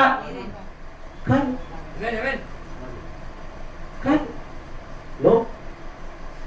ఎప్పటికీ కాదు. ఎందుకంటే పరిశుద్ధాత్మ బాప్తిసం పొందుకున్నదానికి ఏకైక సూచన ప్రేమ అని రణంగా తన యొక్క పరిచర్య ప్రారంభ దశలో నమ్మాడు. దైవికమైన ప్రేమే సూచన అన్నాడు. కానీ పరిచర్య చివరి అంతం వరకు వచ్చేసరికి దుష్టుడు కూడా నటిస్తూ ప్రేమిస్తున్నాడుగా. ఎలా గుర్తుపట్టాలా? వాడు కూడా మళ్ళా ప్రేమ చూపిస్తున్నాడే. ఇప్పుడు నిన్ను పాడు చేయడానికి వచ్చేవాడు ఏమంటాడో తెలుసా? చాలు తాగి ఏం కాదు, నాకు వస్తుందా, నువ్వు రాకపోతే తాగమమ్మా. నల్లమాలిన ప్రేమ అంటే ఇది కూడా ప్రేమేనా? ఇది కూడా దేవుని దగ్గర నుంచి వచ్చేదేనా? దుష్టుడు సాతాను సైతం ప్రేమని కాపీ కొట్టగలుగుతున్నాడు. అదే సహోదరుడు అంటది ఏమని, నగలు పెట్టుకోకపోతే ముసలాల్లో పెట్టుకోవచ్చు, ఎంతనస్తులా కనబడతావు. మా సహోదరికి ఎంత ప్రేమ లేదంటే మా ఆయన కూడా ఎప్పుడు ఇట్లా చెప్పాలా, ఎన్నడూ మాట్లాడలే. ఆ ప్రేమల్ని దేవుని ప్రవర్తించాడు. ప్రేమ కాదయ్యా, దైవికమైనటువంటి ప్రేమలు కానీ ఏదైనా సరే, నువ్వు నమ్మాడి వినండి, ప్రేమలో చాలా రకాలు ఉంటాయి. తర్వాత ప్రేమ అనేది పరిశుద్ధాత్మ యొక్క బాప్తిసం పొందుకున్నదానికి సూచన కాదు. పరిశుద్ధాత్మ బాప్తిస్మానికి ఏకైక సూచన ఒకటే ఒక సూచన. ఏంటో తెలుసా? ఈ గడియ వర్తమానాన్ని ఆమె నన్ను అంగీకరించుటే. ఇంతకు మించిన సూచన ఏది లేదు. ఎవరికైతే ఆ దేహంలో ఉన్నటువంటి, ఆత్మలో ఉన్నటువంటి, దాని వెనక రక్తంలో ఉన్నటువంటి జీవంలో పరిశుద్ధాత్మ బాప్తిసం జరుగుతుందో వారి వర్తమానమై జీవిస్తారు. వర్తమానం వినుట కాదు, వర్తమానం చెప్తారు తెలుసా మీకు? దాని అంశం పేరు బాగుంటది. వినుట, గ్రహించుట, పాటించుట. వినుట వల్ల ఏ ఒక్కరు పరలోక రాజ్యానికి వెళ్ళరు. గ్రహించినంత మాత్రాన ఎవరు వెళ్ళరు. నేను ఒక వ్యక్తి దగ్గరికి వెళ్ళా, బ్రదర్ మీ యొక్క త్రిత్వనామంలో బాప్తిసం తప్పని చెప్పా. విన్నాడు, వినంత మాత్రం మారారా? లేదు. గ్రహించారు, కరెక్టే బ్రదర్, కానీ మా సంఘం అంతా అట్లా చెయ్యారయ్యా, మా వాళ్ళు అట్లా మారారయ్యా, మేమందరం కూడా మా సంఘము మా కాపులు చెప్పినట్టే వింటామయ్యా. విన్నాడు, గ్రహించాడు, కానీ పాటిస్తే కదా రాజ్యం వచ్చేది. పాటించకుండా రాజ్యం రాదు. అట్లాగే ఇక్కడ కూడా రక్తాన్నే గుర్తు అనుకుని రక్తంలోనే పరిశుద్ధ బాప్తిసం అనుకునేరు కాదు. రక్తములో ఉండేటువంటి ఆ సోల్, ఆ ప్రాణము, ఆ జీవము మాట్లాడడం దేవుడు అనుమతించినటువంటి అక్కడ జరగాల పరిశుద్ధ బాప్తిసం. ఆమేన్. తర్వాత చూడండి ఇక్కడ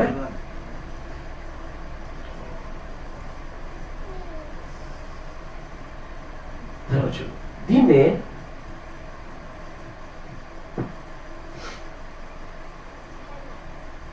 ప్రకటన గ్రంథంలో 6వ అధ్యాయం ఒక మాట చూస్తాం. చూడండి, ప్రకటన గ్రంథం 6వ అధ్యాయం 9వ వచనం.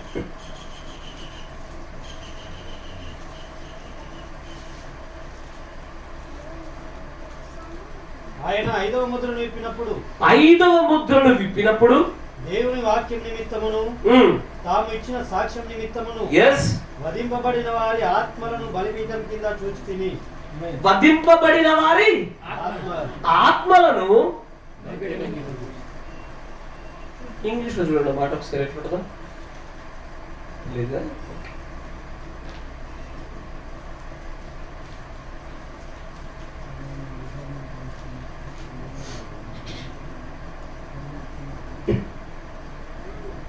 ఆరు 9 చూడండి అని అంటాడు. And when he had opened the fifth seal, I saw under the altar the souls of them.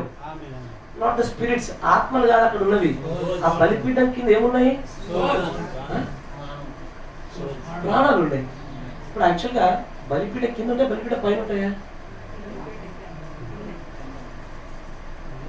ఒకసారి ఆలోచన. ఇప్పుడు బలిపీఠం కట్టా, ఇక్కడ బలి పెట్టా, నేను నరకాలా, నరికేసా, రక్తం ఎక్కడ ఉండాలా? పైన ఉండాలా? బలిపీఠం పైన ఉండాలా? బలిపీఠం కింద అంటాడేంటి?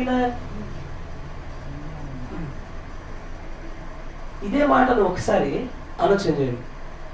హేబేలు చంపినప్పుడు కూడా నీ తమ్ముడి యొక్క రక్తం యొక్క స్వరము నేలలో నుంచి మాట్లాడుతుంది అంటాడు. కిందనా?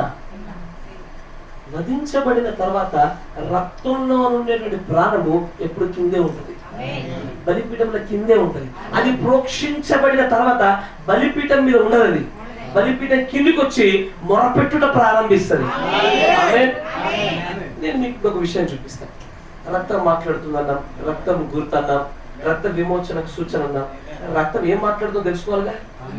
నేను చెప్పాను మా పిల్లలు చాలా బాగా మాట్లాడుతున్నాడు అంటున్నారు. 20 సార్లు చెప్పా. ఏం మీకు వినిపించాలిగా మాటలు ఒకసారి అన్నా. మీకు వినిపించకపోతే నేను చెప్పేది అబద్ధమే అవుతుందిగా. మీరు వింటేనే అవునండి చక్కగా మాట్లాడుతున్నారు అంటారు మీరు కూడా. అసలు రక్తం ఏం మాట్లాడుతుందో చూడాలా. రక్తము కేవలం 2 విషయాలు మాట్లాడుతుంది. 2 విషయాలు మాట్లాడదు. ఒకటి చూడండి, 63-0901M ప్రవక్త చెప్పిన దాంట్లో చూద్దాం. మొదటిగా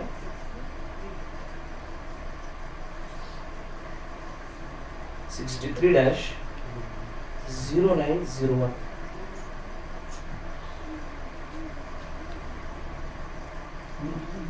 ఎస్, దానిలో చూడండి 355వ పేర చూడండి, 355.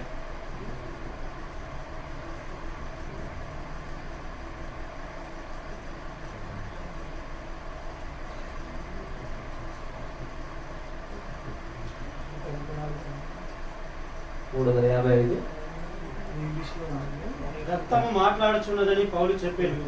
రక్తము మాట్లాడుచున్నదని పౌలు చెప్పాను. రక్తము దానికి అది మాట్లాడజాలదని మనకందరికీ తెలియదు. రక్తము ఇప్పుడు నా నోరు కదిలి మాట్లాడుతున్నాడు. రక్తం మాట్లాడుతుందంటే ఏమంటారు? ఒక దగ్గరికి వెళ్ళి గిన్నె రక్తం చూపించి బ్రదర్ ఈ రక్తం మాట్లాడుతుందని నీకు వెర్రొచ్చిందిరో అంటాడు. ఇక అది దేవుని ప్రవక్త. రక్తం దానంతది మాట్లాడదు. జడ పదార్థం, అది ఒక జడ పదార్థం కదా.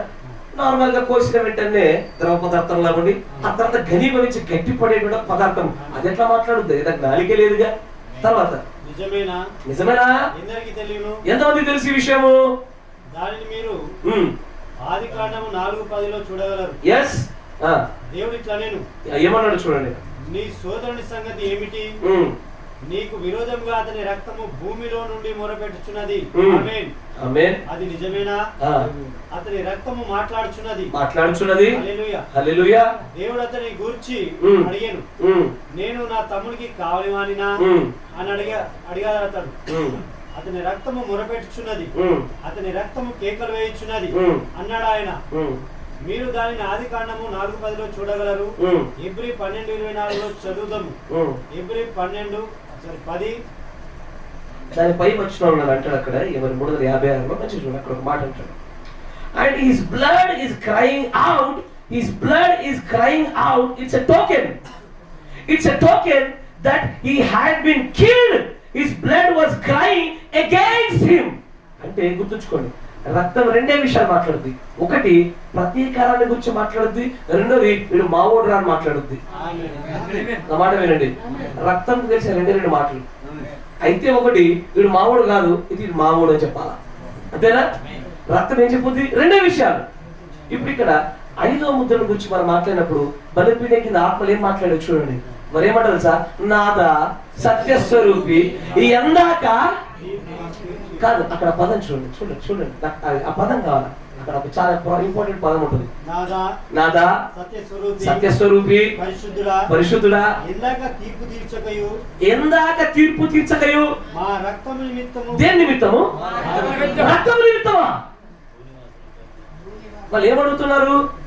మా రక్తము వారికి విరోధంగా ఎన్నిసార్లు నేరాలప్పుడు చేసినా ఇంకెప్పుడు వారిపైన ప్రతీకారం తీరుస్తావు చెప్పు మాకు. అసలు అదేమంటాడు? రక్తము రెండే విషయాలు, ఒకటి ప్రతీకారం తీర్చు లేదా అతన్ని కాపాడు. రెండే విషయాలు మాట్లాడుతుంది. ఇక్కడ ఈ బలిపీఠం కింద ఉన్న యొక్క ఆ ప్రాణముల యొక్క రక్తం మాట్లాడుతున్న మాట ఏంటంటే ఒకటే విషయం, ఇంకెంతసేపు అయ్యా మా రక్తం నిమిత్తం వీళ్ళకి ప్రతిదండన చేయకుండా ఉంటావు అంటే అప్పుడు ప్రభు అంటాడు, ఇంకా మీ సహదాసుల లెక్క పూర్తి కాలేదు, కొద్దిసేపు ఆగండి మీరు. కానీ ఆ సహదాసుల లెక్క పూర్తి అవ్వలేదు ఆగండి అని చెప్పేవారు కూడా వారి రక్తము వారి ప్రాణం మాట్లాడుతున్న మాట ఒకటే, ప్రతీకారం తీర్చు ప్రతీకారం తీర్చు ప్రతీకారం తీర్చు. ఆమేన్. ఆ రక్తం అక్కడ మాట్లాడినది ఒకటే. ద్వారబంధ కలపైన వారు రక్తం పూసారు. అక్కడికి సంహారదూత వచ్చినాడు. రాగానే సంహారదూత ఎదురుగా నిలబడినాడు. ఆ రక్తం మాట్లాడలేదని ఆ రక్తములో ఉన్నటువంటి ఆ గొర్రె పిల్ల యొక్క ప్రాణము జీవం మాట్లాడదు. ఏమో తెలుసా? వీరు కాదు కదా కూడా పదం చూపించారు ఏమని? It is the covenant blood recognised by the token. ఇది గుర్తు చేత గుర్తించబడినటువంటి నిబంధన రక్తం ఇది అన్నాడు ఆయన. ఈ స్వరము ఆ ద్వారబంధకాల పైన రక్తములో ఉన్న ప్రాణం మాట్లాడుతుంది. దేవుని యొక్క ప్రవక్త అంటే వర్తమానం చూపించాడు అంటే ఏమో తెలుసా? ఎప్పుడైతే అక్కడ ఆ డెత్ ఏంజల్ సంహారదూత రాగానే ఆ రక్తం అంటుందంట ఏమో తెలుసా? పాస్ ఓవర్ దెమ్, దాటిపో. ఆ దూతకి ఆ రక్తములో ఉన్న జీవం ప్రాణం చెప్తున్నాడు ఏమని? వీరు దాటి వెళ్ళు, మావారు మనవారు అంటున్నారు. ఆమేన్. ఇప్పుడు ఒకసారి ఆలోచన చేయండి. ఇజ్రాయెల్ నుంచి ఇజ్రాయెల్ యొక్క ప్రజలు ఐగుప్తు నుంచి 20 లక్షల మంది బయటకు వచ్చారుగా. ఆమేన్. సాధారణంగా ఒక 20 లక్షల మంది మన దగ్గర వేరే వాళ్ళు ప్రజలు ఉన్నారు. 20 లక్షల మంది వేరే వాళ్ళు ఉన్నారంటే స్వతహాగా అక్కడ ఐగుప్తులు ఆ సొంత ప్రజలు ఉంటారుగా. ఎస్ఆర్లో అంత మందిలో అందరూ ఒకేలా ఉండారయ్యా. ఎస్ఆర్లో ఇప్పుడు అంత మందిలో ఎవడో ఒకడు కొద్దిపాటి అవిశ్వాసం కలిగినాడు, ఆ రాజు పైన నమ్మకం లేనడు. ఈ 20 లక్షల మంది వారి యొక్క గుమ్మముల యొక్క ద్వారబంధ రక్తం వస్తుంటే ఎవడో ఒకడు కాపీ కొట్టకపోవచ్చా? ఖచ్చితంగా కొడతాడయ్యా. వీళ్ళ 20 లక్షల మంది అదొకటి ఎక్కువ ఉంటారుగా. ఎందుకంటే వీళ్ళని చంపడానికి వస్తుంటే వాళ్ళు భయపడుతున్నారంటే వీళ్ళ సంఖ్య ఎక్కువ ఉండాలా. ఆమె ఇంత మందిలో ఎవడో ఒకడు కాపీ కొట్టి నేను కూడా పూస్తానని చెప్పి ఏదో ఒక దొరికినటువంటి ఏదో ఒక జంతువు యొక్క రక్తాన్ని వాడు పూస్తాడు. సంహారదూత వచ్చింది, చూసింది, ఎవరు కనబడుతుంది? స్వరం వినిపిస్తలేదు. రక్తం ఉంది కానీ దానిలో జీవం లేదు, దానిలో టోకెన్ లేదు, దానికి ప్రాణం మాట్లాడట్లేదు. నాకు ఆ స్వరం కావాలా? I need that sound. నాకు ఆ స్వరం కావాలా, రక్తం కాదు నాకు కావాల్సింది. ఆయన ఏమన్నాడు? రక్తం అనేది ఒక జటిలమైన పదార్థం అంతే. మనం వర్తమానం ఇంకో చుట్టూ దుఃఖాల రక్తంలో ఉండే ప్రాణం మాట్లాడదు ఏమని? విన్నావాడు. ఆమేన్. అందుకే వెంజెన్స్ ప్రతీకారం అంటారు. మొట్టమొదటి రక్తం మాట్లాడమాట ఎలాగైనా ప్రతీకారం గురించి మాట్లాడుతుంది. ఇప్పుడు హేబేలు గురించి దేవుడు ప్రవక్త ఏమని? హేబేలు యొక్క రక్తం అంటే అక్కడ కూర్చొని తన యొక్క అన్న చేసిన తప్పిదానికి విరోధముగా ఆ రక్తంలో ఉన్న ప్రాణము ఏడుస్తూనే ఉందంట, ఏడుస్తూనే ఉందంట, ఏడుస్తూనే ఉందంట. ఆ ఏడుపుకి దేవుడు కయ్యనుని బయట గింటి వేసి గుర్తుపెట్టి పంపించేశాడు. ప్రతిదండం చేశాడా? కయ్యని పంపివ్వడం గల కారణము, కయ్యని శిక్షించడం గల కారణము, కయ్యని యొక్క దేవుని యొక్క ఎన్నికలు లేకుండా తోసివేయడం గల కారణము ఒక్కడి యొక్క నీతిమంతుడైన రక్తంలో ఉన్న ప్రాణం మాట్లాడుట. ఆమేన్. అందుకే మీరు ఒక మాట గుర్తుంచుకోండి. ఈ రోజున ప్రకటన 17లో మనకు ఒక మృగం కనపడుతుంది, 18లో ఒక వేశ్య కనపడుతుంది. వేశ్య ఎవరు? రోమ్ కదా. రోమన్ క్యాథలిక్ దాని యొక్క పిల్లలైనటువంటి సంఘ శాఖలు. ఆమేన్. అప్పుడు దేవుడు ఏమన్నా సార్? పరిశుద్ధుల రక్తము చేత మత్తిల్లిన దానా, ఆ పరిశుద్ధుల రక్తం యొక్క స్వరమే నీ పైన మాట్లాడుతుంది. జాగ్రత్త, దగ్గరలో ఉండు. నీ పైన రష్యా చేత బాంబే ఇస్తుంది చూడు. ఏంటది? నీ పైన నేను రష్యా చేత, ఇరాన్ చేత, ఇండియా చేత నీ పైన బాంబేసి ఒక్క రాత్రిలోనే మహాపట్టణం అని పిలువబడిందనా, ఒక్క రాత్రిలో నాశనం అయితేవా అని అనిపిస్తాను చూడు. ఇలాగ చేయించడానికి గల కారణం తెలుసా? అది మత్తిల్లినటువంటి పరిశుద్ధుల రక్తములో ఒక ప్రాణం మాట్లాడులే, వారి యొక్క రక్త పలుకులు దానికి కారణం.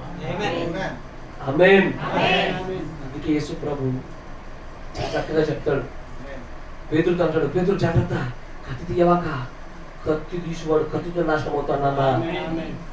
రక్తంతో మత్తిలో రక్తంతో చనిపోతాడు వాడు. జాగ్రత్త, జొలిపోబాక, రక్తం జొలికి ఎండిపో. అందుకే దేవుడు పాత నిబంధనలు చూడండి, మీరు ఏదైనా తినండి, రక్తం మాత్రం తినకండి అంటాడు ఆయన. పాత నిబంధన ఆహార నియమాలు చూసారా? ఒక జంతువును బలివ్వండి, దాని ఆంధ్ర వేష్టాలను తీయండి, దాని కొవ్వంతటి దహన బలి చేయండి, రక్తం మాత్రం దాన్ని జొలిపోవాకండి. అది చాలా పవిత్రం, సేక్రెడ్. దాన్ని ముట్టబాక, ఎందుకంటే దానిలో స్వరం ఉన్నది, అది నాకు లెక్కప్ప చెప్పవలసి ఉన్నది, అందులో కొన్ని విషయాలు చెప్పాలి, నువ్వు తినకూడదు. అందుకే పాత నిబంధన నుంచే రక్తాన్ని దేవుడు నిషేధించినాడు. ఆమేన్. మీరు ఎప్పుడు రక్తం తింటారా?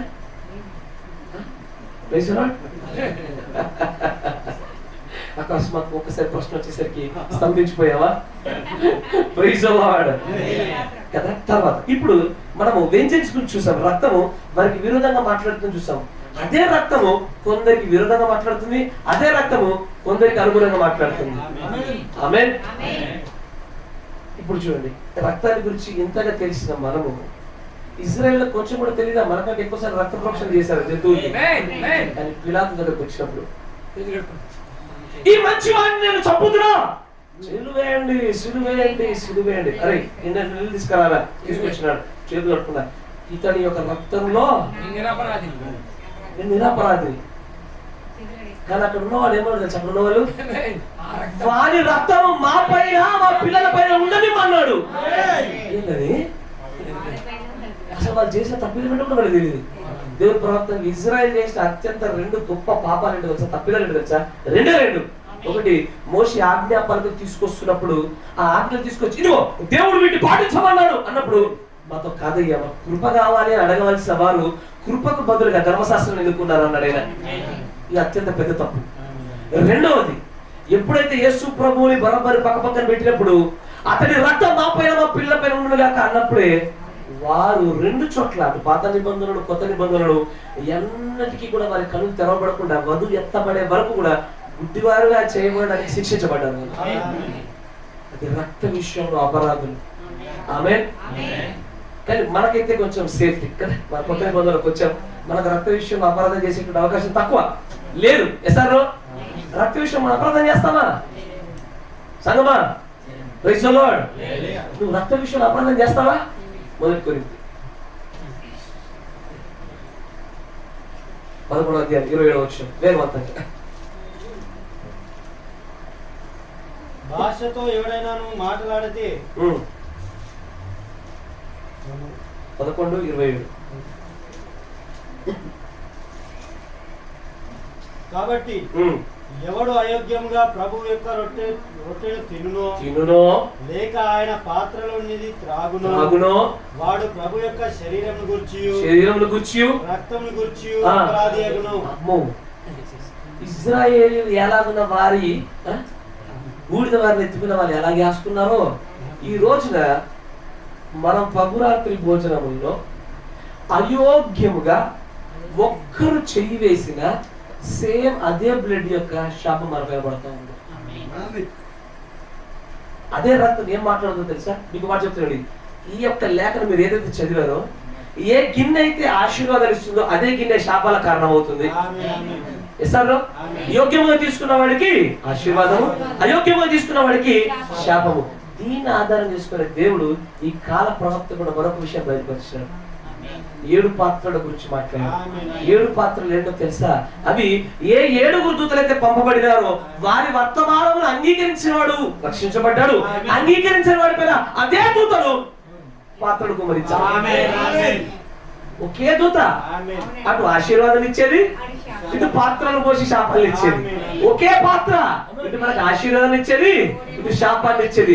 ఒకే రక్తము, ఒకటి మనకు విరోధంగా మాట్లాడేది, ఒకటి మన దిక్కుగా మాట్లాడేది. ఆమేన్. ఒకే రక్తం, కానీ ఆ రక్తం నీకు నాకు ఇంకా నిలిచి ఉన్నది. ఆమేన్. నిలిచి ఉన్నదా? ఆమేన్. ఇక్కడ ఒక చిన్న కిటుకు వచ్చింది మళ్ళా. ఏందయ్యా అంటే ప్రకటన గ్రంథం 4వ అధ్యాయం చూడండి, దాంట్లో చదవండి.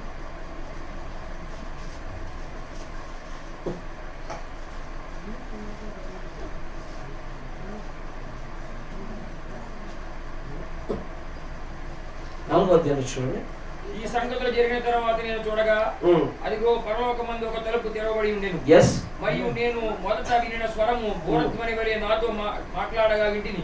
ఇప్పుడు 5వ అధ్యాయం చదవండి. మరియు లోపడను వెలుపడను వ్రాత కలిగి 7 ముద్రలు గట్టిగా వేసి ఉన్న యొక్క గ్రంథము సింహాసనమునందు ఆసీనుడైయుండు వారి కుడి చేత చూచి తిని, మరియు దాని ముద్రలు తీసి ఆ గ్రంథం ఇప్పుడకు యోగుడైన వాడెవడని వరిష్ఠుడైన ఒక దేవదూత బిగ్గరగా ప్రచురింపగా చూచి తిని. అయితే పరలోకమందు గాని భూమి మీద గాని భూమి కింద గాని ఆ గ్రంథం ఇప్పటికైనను చూచుటకైనను ఎవనికి నీ శక్తి లేకపోయేను. ఆ గ్రంథం ఇప్పటికైనను చూచుటకైనను యోగ్యుడెవడను కనపడనందున నేను బహుగా ఏడ్చుచుండగా ఆ పెద్దలలో ఒకడు ఏడువకము, ఇదిగో దావీదుకు చిగురైన యోధా గోత్రపు సింహము 7 ముద్రలను తీసి ఆ గ్రంథము ఇప్పటికే జయము పొందినని నాతో చెప్పెను.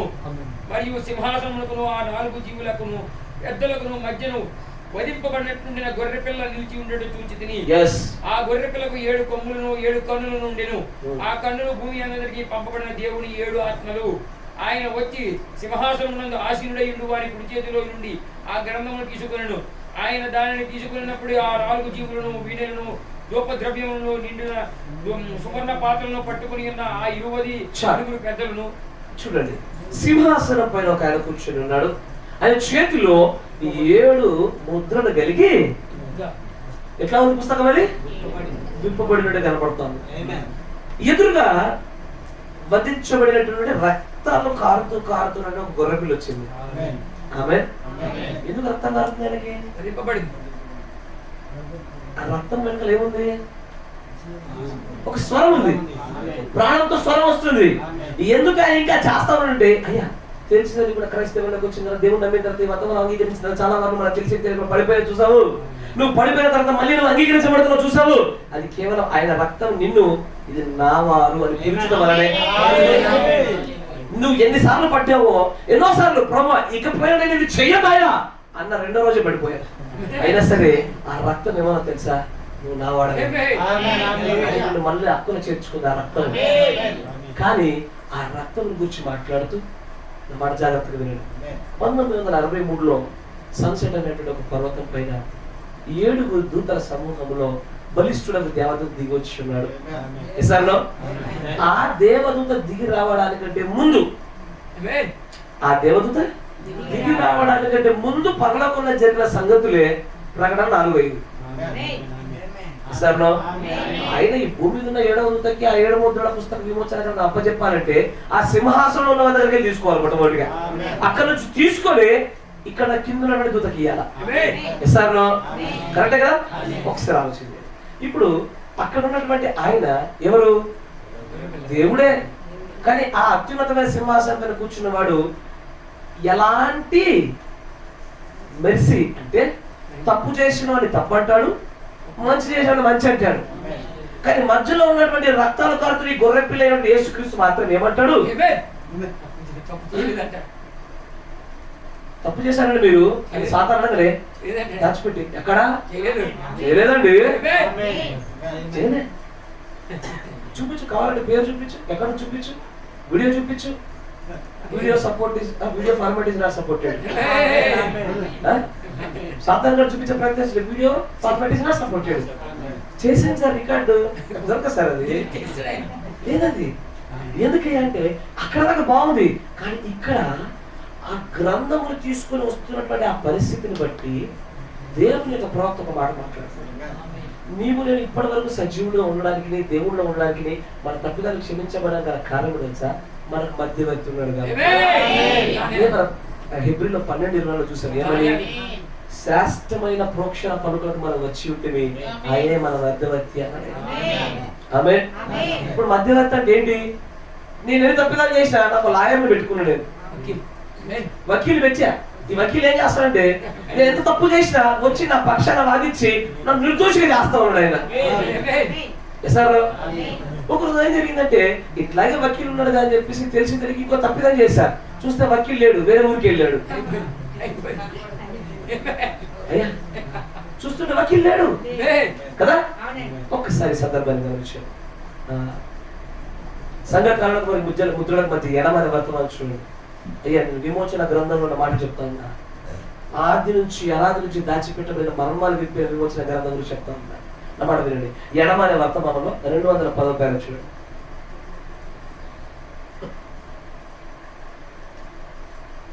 210. He comes forth. తెలుగులో ఉంటుంది ఖచ్చితంగా ఎడమ అనే వర్తమానం, ఎందుకంటే చాలా ప్రాముఖ్యమైనది కాబట్టి ఖచ్చితంగా చేశారు నేను తెలుగులో కదా. 210 చూడండి, చదువు. He comes forth. ఆయన వచ్చుచున్నాడు. ఎందుకోసం వస్తున్నాడు? ఇప్పుడు తన వారిని స్వీకరించుటకు. ఎవరినైతే విమోచించాడో వారిని తీసుకోవాలి ఇప్పుడు. ఆమేన్. మొదటి రాకడలో విమోచించాడు, రెండవ రాకడలో స్వీకరిస్తాడు, మూడవ రాకడలో వారితో వస్తాడు. గమనించండి ఇక్కడ. ఆయన తన వారిపై హక్కు పొందుకొనుటకు వచ్చుచున్నాడు. ఇప్పుడు ఆయన మన సమీప బంధువుడిగా తన యొక్క పనిని చేసెను. ఆయన దిగి వచ్చెను. ఎక్కడికి దిగి వచ్చాను? దేని గురించి మాట్లాడుతున్నాడు ఈయన? ప్రకటన 10లో ఉన్న బలిష్ఠుడైన దేవదూత దిగి వచ్చుట గురించే మాట్లాడుతున్నాడు ఆయన. ఆయన దిగి వచ్చాను. తర్వాత మానవుడు ఆయన చనిపోయాను. ఆయన సమీప బంధువుడుగా మన యొక్క విమోచన కార్యమును ముగించెను. అయితే ఆయన పొందుకోవాల్సిన వారిని సొంతం చేసుకున్నటకు ఆహ్వానించబడలేదు. ఇప్పుడు ఆయన దేని కొరకు వధింపబడినో ఆ హక్కును పొందుకున్నటకు రంగం మీదకి వచ్చుచున్నాడు. ఏమి జరుగుతున్నదో గమనించండి. ఓ మై మానవుని విమోచించుటకు ఆ మానవుని స్థానంలో ఆయన ఒక సమీప బంధువుడిగా మరణించెను. అయితే ఆయన ఒక సింహము అని ఆ పెద్ద చెప్పినది సరియే. చూసారా పెద్ద ఆయనను పిలిచెను. ఒక సింహం అని చెప్పాను. ఏలైనగా ఆయన ఒక గొర్రె పిల్లగా ఉండేను. ఆయన గొర్రె పిల్లగా ఉంటేనే మన క్షమాపణ. ఆయన గొర్రె పిల్లగా ఉంటేనే మన యొక్క పాపాలు క్షమించబడతాయి. ఆయన గొర్రె పిల్లగా ఉంటేనే మన మరల క్రీస్తులో బలపడడానికి మన కోసం ఆయన రక్తంలో ఉన్నటువంటి జీవము మాట్లాడుతుంది. ఎంతవరకు? ఆయన గొర్రె పిల్లగా ఉన్నంత మట్టికి. మధ్యవర్తిగా రక్తము చిందించుచున్న గొర్రె పిల్లగా ఉండేను. అయితే ఇప్పుడు ఆయన ఒక సింహంగా వచ్చుచున్నాడు. ఇప్పుడు గొర్రె పిల్లగా ఉంటేనే మనకు క్షేమం. సార్లో మన వీధుల్లో గొర్రెలు తిరిగితే క్షేమం అండి, సింహాన్ని తిరిగితే క్షేమం కాదు. గొర్రె పిల్లగా ఉన్నంత మట్టుకి నాకు ఆదరణ, నాకు క్షమాపణ, నాకు స్వస్థత, నాకు కృప, నాకు విడుదల, విమోచన. ఎప్పటి వరకు? ఆయన గొర్రె పిల్లగా ఉండి రక్తాలు కారుచున్నంత సేపు మాత్రమే నాకు విడుదల, విమోచన. కానీ ప్రవక్త అంటాడు అయితే ఇప్పుడు ఆయన ఒక సింహంగా వచ్చున్నాడు. ఇప్పుడు గొర్రెగా రావడం లేదు, సింహంగా వస్తున్నాడు. ఆయన విజ్ఞాపన చేయు దినములు గతించిపోయినవి. అయ్యో నా లాయర్ పక్కకి వెళ్ళిపోయాడని చెప్తున్నాడు ఆయన అర్థం భాషలో. ఇప్పటి వరకు మీరు చేసే తప్పిదాలు తండ్రి ఎదురు విజ్ఞాపన చేసి క్షమించు ప్రభు అంటే క్షమించబడ్డారు. కానీ ఆయన అంటున్నాడు విజ్ఞాపన చేసిన దినాలు అయిపోయినాయట. అంటే విజ్ఞాపన చేయకపోతే మనం పాపలను మెచ్చిపోతాంగా. తప్పిదం చేస్తే అవుటేగా. మనల్ని కాపాడబడేవాడు. తర్వాత ఒక మాట చూడు. తర్వాత అపవిత్రుడు ఇంకా అపవిత్రుడుగా ఉన్నాము. చూసారా? ఒకసారి ఆయన విజ్ఞాపన దినములు ముగిసిపోయినాయంటే ఎంత ప్రయత్నం చేసినా మంచోడులా ఉంటాడు కానీ ఒక అపవిత్రుడు మంచివాడిగా మార్చబడలేడు, ఒక వ్యభిచారి మంచివాడిగా మార్చబడలేడు, ఒక త్రాగుబోతు మంచివాడిగా మార్చబడలేడు, అబద్ధాలాడవాడు మంచివాడిగా మార్చబడలేడు, సినిమాలు చూసేవాడు, లోకాన్ని ప్రేమించేవాడు, లోకంలో వాటిని ప్రేమించేవాడు నిజంగానే వాడు మంచివాడిగా మారుట అసాధ్యం. ఇప్పటి వరకు ఆయన గొర్రె పిల్లలో నుంచి సింహంగా వచ్చాడంటే అన్ని గేట్లు పడ్డట్టే, అంతేనా? కానీ ఆయన మాట్లాడితే ఏమన్నాడు తెలుసా? ఇది ఎప్పుడు జరిగింది, ఎక్కడ చోటు చేసుకుంది? సన్సెట్ పర్వతం పైకి ఆయన దిగి రావడానికంటే మునిపే ఆ యొక్క అత్యున్నత సింహాసనం పైనటువంటి విప్పబడిన పుస్తకాన్ని తీసుకొని కిందికి దిగొచ్చున్న సమయంలోనే ఆయన సింహముగా మార్చబడ్డాడు. ఆయన ఇక గొర్రెగా లేడు, రక్తం కార్చుచుండగా లేడు. నాకు క్షమాపణలు ఎలాగయ్యా? రక్తం లేకుండా, రక్తం నీకు నాకు ఏదో ఒకటి మాట్లాడాలా? ఆ రక్తం నీ పక్షం నా పక్షాన, ఇతడు పరిశుద్ధుడు, ఇతడు తెలిసి చేశాడో తెలియజేశాడో నావాడు అని నీ కోసం నా కోసం విజ్ఞాపన చేసే రక్తం ఉండాలిగా. కానీ ఏమంటున్నాడు? ఇక్కడ ఈ విడుదల జరిగిన వెంటనే, అంటే మీకు అర్థమయ్యే భాషలో చెప్పాలంటే 1963 మేఘం యొక్క రాకడలో విజ్ఞాపన ఆగిపోయబడ్డది. అక్కడ నవాడు జాగ్రత్తగా వినాల. 63లో ఎందుకంటే ఆయన సింహంగా దిగి వచ్చాడు. ఎస్ఆర్లో దిగి వచ్చాడు. ఇప్పుడు దిగి వచ్చిన మేఘం వెళ్ళిపోయిందా ఉందా? మేఘ రూపంలో దిగి వచ్చాడా? వచ్చిన వాడు ఉన్నాడా వెళ్ళిపోయాడా? అబ్సల్యూట్లీ మొత్తమే ఉన్నాడు ఆయన. ఆమేన్. కానీ మరి దిగొచ్చి ఇక్కడనే ఉంటే మరి మనకు విజ్ఞాపన ఎలా, మనకు క్షమాపణ ఎలా, మన కోసం రక్తం ఎలా? అయ్యా ప్రైజ్ ది లార్డ్. ఇప్పుడు ఒక యాజకుడిని తీసుకోండి. ఒక యాజకుడు, ఇప్పుడు నా సహోదరుడు ఉన్నాడు, ఒక తప్పిదం చేశాడు.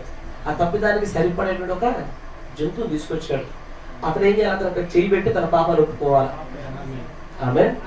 అప్పుడు దాన్ని వధించిన తర్వాత ఈ జంతువు ఎక్కడ ఉంటది? ఆ జంతువుని నేను అతి పరిశుద్ధ స్థలంలోకి తీసుకెళ్తానా, రక్తం తీసుకెళ్తానా? రక్తం మాత్రం తీసుకెళ్తా.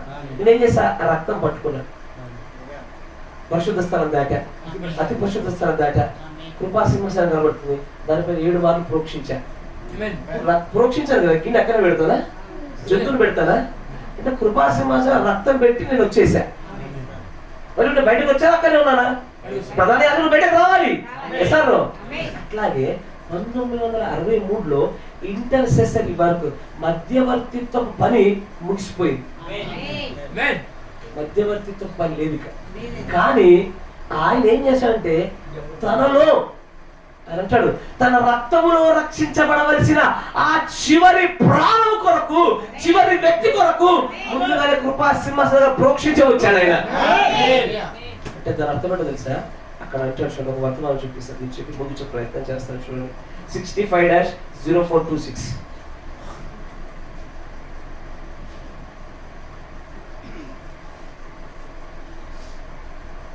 65-0426 ప్రూవింగ్ హిస్ వర్డ్, ఆయన వాక్యం నిరూపించుటన్నటువంటి వర్తమానంలో 245 పేర్లు చూడండి.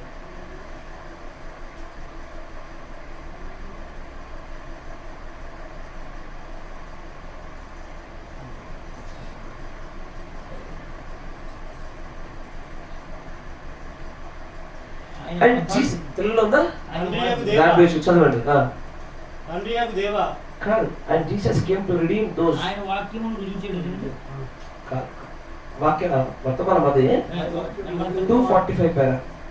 ఈ తెలుగులో తర్జుమాలో పేరా పైన కింద ఉంటాయి, కొద్దిగా కొంచెం తేడా వస్తాయి అప్పుడప్పుడు. And Jesus came to redeem those that were in the book in the Bible. The lamb came from behind the curtain. గమనించండి, తెర వెనుకలో నుంచి ఆ వధించబడిన గొర్రెపిల్ల ముందుకొచ్చి విమోచించిన వారిని ఆయన కాపాడడానికి వచ్చాడు. ఎప్పుడు చోటు చేసుకుంది? అబ్సల్యూట్లీ 1963 1963లో సన్సెట్ పర్వతం పైన మేఘారంలో ఆయన రాకడంలో జరుగుతుంది. ఆమేన్. తర్వాత చూడండి అంటాడు, and taken the book and open the seals that it was sealed with. He came to claim all he had redeemed. ఆయన ఎవరినైతే విమోచించాడో విమోచించిన వారిని పొందుకోవడానికి వచ్చాడని ఇప్పుడు. ఆమేన్. కానీ వచ్చాడు అంటే కృపా సింహాసనాన్ని వదిలి వచ్చాడుగా, క్షమాపణ లేకుండా ఉంటుందిగా.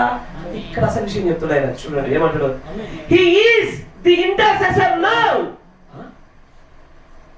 ఆ సింహాసనాన్ని వదిలి వస్తే మధ్యవర్తితో పని లేదు అన్నాడా? విజ్ఞాపన చేయట్లేదు అన్నాడా? కానీ మరలా 64లో ఏమంటున్నాడంటే ఇంకా విజ్ఞాపన చేస్తున్నాడు అంటున్నాడు ఆయన. ఎట్లా చేస్తాడు? ఎవరు చేస్తాడు? ఇప్పుడు చూడండి,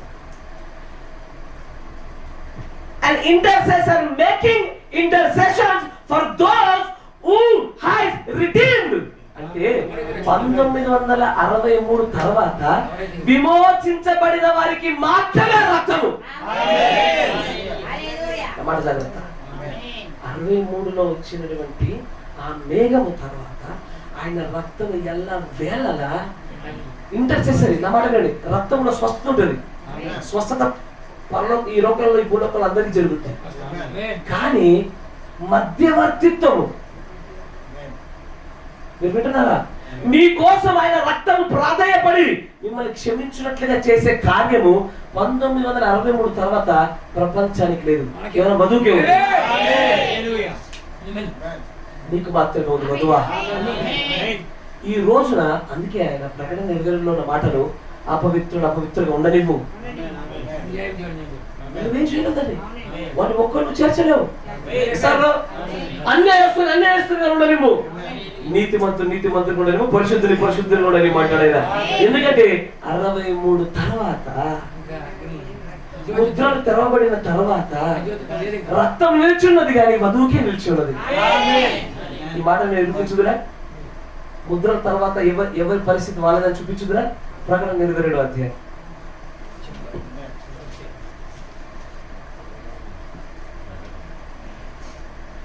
ప్రకటన 22:10 చూడండి ఒకసారి. అద్భుతమైన మాట చెప్తాడు. మరియు నాతో ఇలాగ చెప్పాను. ఏమని చెప్తున్నాడో చూడండి. ఈ గ్రంథమందున్న ప్రవచన వాక్యములకు ముద్ర వేయుము. ముద్ర జాగ్రత్త. ఎందుకు? కాలము సమీపమైనది. ముద్ర వేయవలదా? 6వ అధ్యాయంలో మీరే కదయ్యా యోహాను బయలుపరచొద్దు, ముద్ర వేయ అన్నాడు. ఇప్పుడు మళ్ళా ముద్ర వేయొద్దు అంటున్నాడు. ఎందుకు అంటున్నాడు అంటే ముద్ర వేయవలదు అంటే ఇవి తెరవబడ్డాయి అర్థము. సార్ ముద్ర వేయవలదు 6వ అధ్యాయంలో వేయన్నాడు, వేసేసాడు. 22కి వచ్చరికి వద్దు అంటున్నాడు. అరే అప్పుడే వద్దంటాడేంది? కాదు, దాని అర్థము వేసింది మరొక చోట తెరవబడింది కాబట్టి ఈ తెరవబడిందని మళ్ళీ ముయ్యకుంటున్నాడు ఆయన. అంటే ముద్రల యొక్క తెరవబాటు తర్వాత ఇప్పుడు చెప్తాడు ఏమని? అన్యాయం చేయవాడు చేయని, ఎందుకంటే రక్తం వాడికి లేదు. తర్వాత అపవిత్రులు ఉండని, ఎందుకంటే రక్తం మీకోసం ఉంచాడు కాబట్టి. నీతిమంతులు ఉండని, ఎందుకంటే ఒకసారి ముద్రలు తెరవబడిన తర్వాత మళ్ళీ మూయడం ఉండదు. ఒకసారి తెరవబడిన తర్వాత రక్తము ప్రజల కొరకే ఉంటుంది. అయ్యా నేను ధైర్యంగా చెప్పగలుగుతుంది తెలుసా, మనకోసం రక్తం ఉంది, మన కోసం క్షమాపణ ఉన్నది, మన కోసము ఆయన కాచిన రక్తములో ఉన్న జీవము వీరు నావారు చెప్పుతున్నది. నీ ధైర్యం నీ క్రియలా, నీ ధైర్యం నీ ప్రార్థన, నీ ధైర్యం నీ భక్త, నీ ధైర్యం నీ సంగమా, నీ ధైర్యం నీ కాపరా, నీ ధైర్యము రక్తములో ఉన్న స్వరము. ఆ స్వరం చెప్తుంది ఏమో తెలుసా? వీరు నావారు, వీరిని విమోచించాను, వీరిని తీసుకుంటున్నా, వీరితో పాటు ప్రకటన 19 దిగొస్తా. రక్తం నీ కోసం నా కోసం పలుకుతున్న మాటలు. హేబేలు పలికిన రక్తం ఏం చెప్పింది తెలుసా? నా కోసం మా అన్నపైన శిక్ష తీ ప్రభువా అన్నది. అంతే, అంతకంటే శ్రేష్టమైన పలుకులు యేసుక్రీస్తు రక్తము ఏంటో తెలుసా? వీరు నావారు, వీరు నాలోని భాగము, నాలో నుంచి బయటకు తీయబడ్డారు, నాలోనే చేర్చబడ్డారు వీళ్ళు. ఇది ఆయన రక్తం పలికినటువంటి శ్రేష్టమైన పలుకులు. ఈ పలుకులు ముద్రలు తెరవబడిన తర్వాత లోకానికి లేవు, తన వధువుకే నిలబడ్డాయి. బయట ఒక 20 మంది అన్యులు కనబడుతున్నారు. వారిలో ఎన్నిక చేయబడిన వారు 2 ఉంటే ఆ 2 పైన రక్తము, మిగిలిన వారి పైన లేదు. అందుకే ఇప్పుడు దేవుని యొక్క ప్రవక్త అంటాడు, there is no public revival anymore. బహిరంగ ఉద్యమాలు లేవన్నాడు ఆయన. అందుకే నువ్వు బహిరంగ కూటమి పెట్టాడు ఒకసారి, తప్పని చెప్పడంలా, బహిరంగ కూటమి పెట్టండి, మంచిదే, చాలా సంతోషం, పెట్టండి. కానీ దానిలో ముద్రించబడడానికి ఎన్నుకోబడిన వ్యక్తి ఉంటే ఆ ఒక్కడే వస్తాడు తప్ప ఎవరు రాదు. తినడానికి చాలా మంది వస్తారు అనుకోండి, చెప్పేది రక్షించబడడానికి. ఆమేన్. ఆ రక్తం పలుకుతున్న ఆ పలుకుల్లో మీరు ఉండండి. మీకోసం ఆయన ప్రోక్షించిన ఆ ప్రోక్షణ పలుకులే మీ విడుదల, మీ విమోచన, మీ కృప ఉన్నది. దేవుడు మరి దీవించుగా సమయాన్ని స్థానిక సంఘ తప్ప చెప్తున్నాను.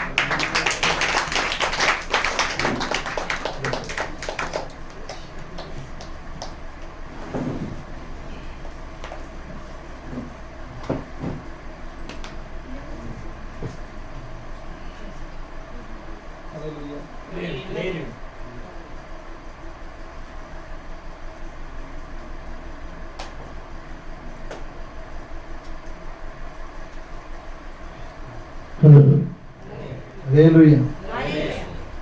వాక్యం అర్థమైంది అనుకునే దేవుడికి స్తోత్రం.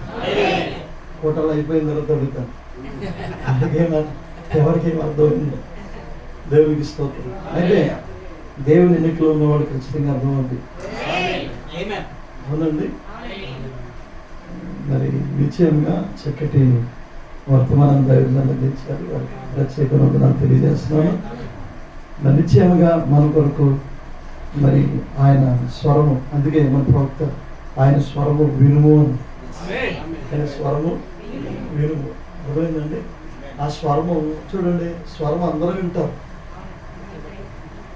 అందరూ వింటారు, స్వరం అందరూ వినపడుతుంది. కానీ ఆ స్వరానికి మరలా స్పందించే కూడా ఎంతమంది అంటే ఇక్కడ స్వరం వినబడుతుందంటే వినబడి ఈ స్వరమును నీలో నుంచి మరో స్వరం రావాలి. అర్థమైందండి. దాన్ని కరుడు ఇప్పుడు ఆ స్వరము ఆ జీవము లో, ఆ ప్రాణం లోనికి, అంటే ఆ రక్తములో ఉన్నటువంటి ఆ జీవం, అంటే ఆయనే పలుకుతున్నాడు. ఆయనే పలకడానికి ముందుగానే ఆయన నీలో పెట్టేశాడు కనుక ఆయనే మళ్ళీ అగ్గికి మన నుండి దాన్ని స్పందిస్తున్నాడు అంటే అర్థమైందండి. దీని పూర్తి మీనింగ్ అదండి. దేవునికి స్తోత్రం. నిశ్చయంగా మరి రక్తం గురించి మరి అనేక విషయాలు అద్భుతంగా దేవుడు మనతో మాట్లాడాడు. మనందరూ కూడా శరీరంలో నింపబడ్డాం, ఆత్మలో నింపబడ్డాం. ఇప్పుడు ప్రాణంలోనికి అంటే జీవంలోనికి రావాలంటుంది. దేవునికి స్తోత్రం. ఇందాక ఆ చెప్తున్నప్పుడు నేను అనుకున్నాను మధ్య అయిపోయింది అని, దాన్ని నేను విన్నప్పుడు అనుకున్నానంట దీన్ని ఎలా నాకు వస్తారో. దేవునికి స్తోత్రం. అయిపోయింది అంటే ఇప్పుడు ఎక్కడ ఉన్నాడంటే ఆయన మనలోనే ఉన్నాడు. నిజమేనా? ఆ పని అయిపోయింది. ఇప్పుడు మనలో ఉంటారండి. దేవునికి స్తోత్రం. ఇప్పుడు మనలో నుండి క్రియ చేస్తున్నాడంట. నిజమేనా? గ్లోరీ, హల్లెలూయా. నిశ్చయంగా నిలబడదామా? నిశ్చయంగా దేవుడు నిశ్చయంతో మాట్లాడాడు. ఆయన మనలో ఉన్నాడు. ఆయన నిశ్చయంగా అద్భుతమైన వర్తమానం ద్వారా ఈ ఉదయకాలంలో ఆయన మనతో మాట్లాడాడు. నిజంగా ఇప్పుడు ఎక్కడ ఉన్నాడంటే ఆయన మనలోనే ఉన్నాడు, మనతోనే ఉన్నాడు. ఆయన 63లో మన కోసమే దిగి వచ్చాడు. నిశ్చయముగా ఆయన ఒక్కొక్కరికి ఆయన బయలుపరుచుకుంటున్నాడు. ఆయన నిశ్చయముగా ఇప్పుడు ఆ చివరి గొర్రెలను కూడా ఆయన బయలుపరుచుకుంటాడు.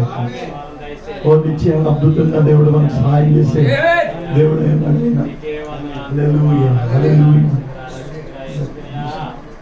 ప్రార్థన చేసుకుందాం. హల్లెలూయా. స్తోత్రాలు ప్రభు. యేసయ్య నీకు వందనాలు. ఎంత అద్భుతమైన కృప,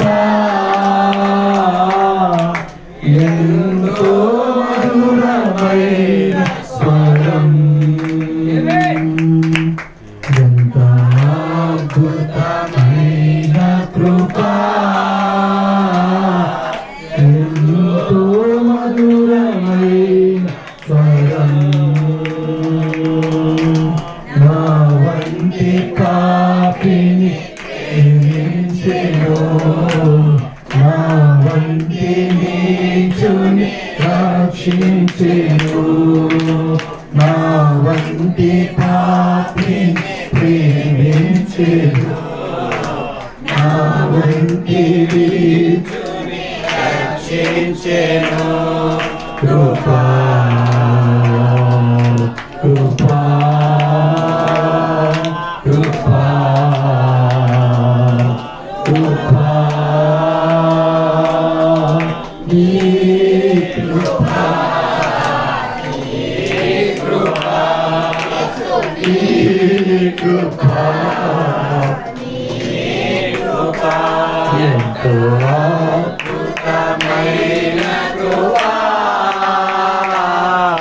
ఎంతో మధురమైన స్వరం, అద్భుతమైన కృపా, ఎంతో మధురమైన స్వరం. ఎంతో మధురమైన స్వరం. స్తోత్రం స్తోత్రం స్తోత్రం యేసయ్యా, దేవానికి వందనాలు నాయనా. కృతజ్ఞాస్తుతులు ప్రభువా. ఏపబడిన పుస్తకాన్ని తీసుకుని మా కోసం వచ్చి నాయన పుస్తకంలో మమ్మల్ని ఉంచారు కనుక, నిత్యంగా పుస్తకంలో మేము ఉన్నాం కనుక నాయనా మాకు తెరిచి చూపిస్తున్నావు ప్రభు, మాతో మాట్లాడుతున్నావు ప్రభు.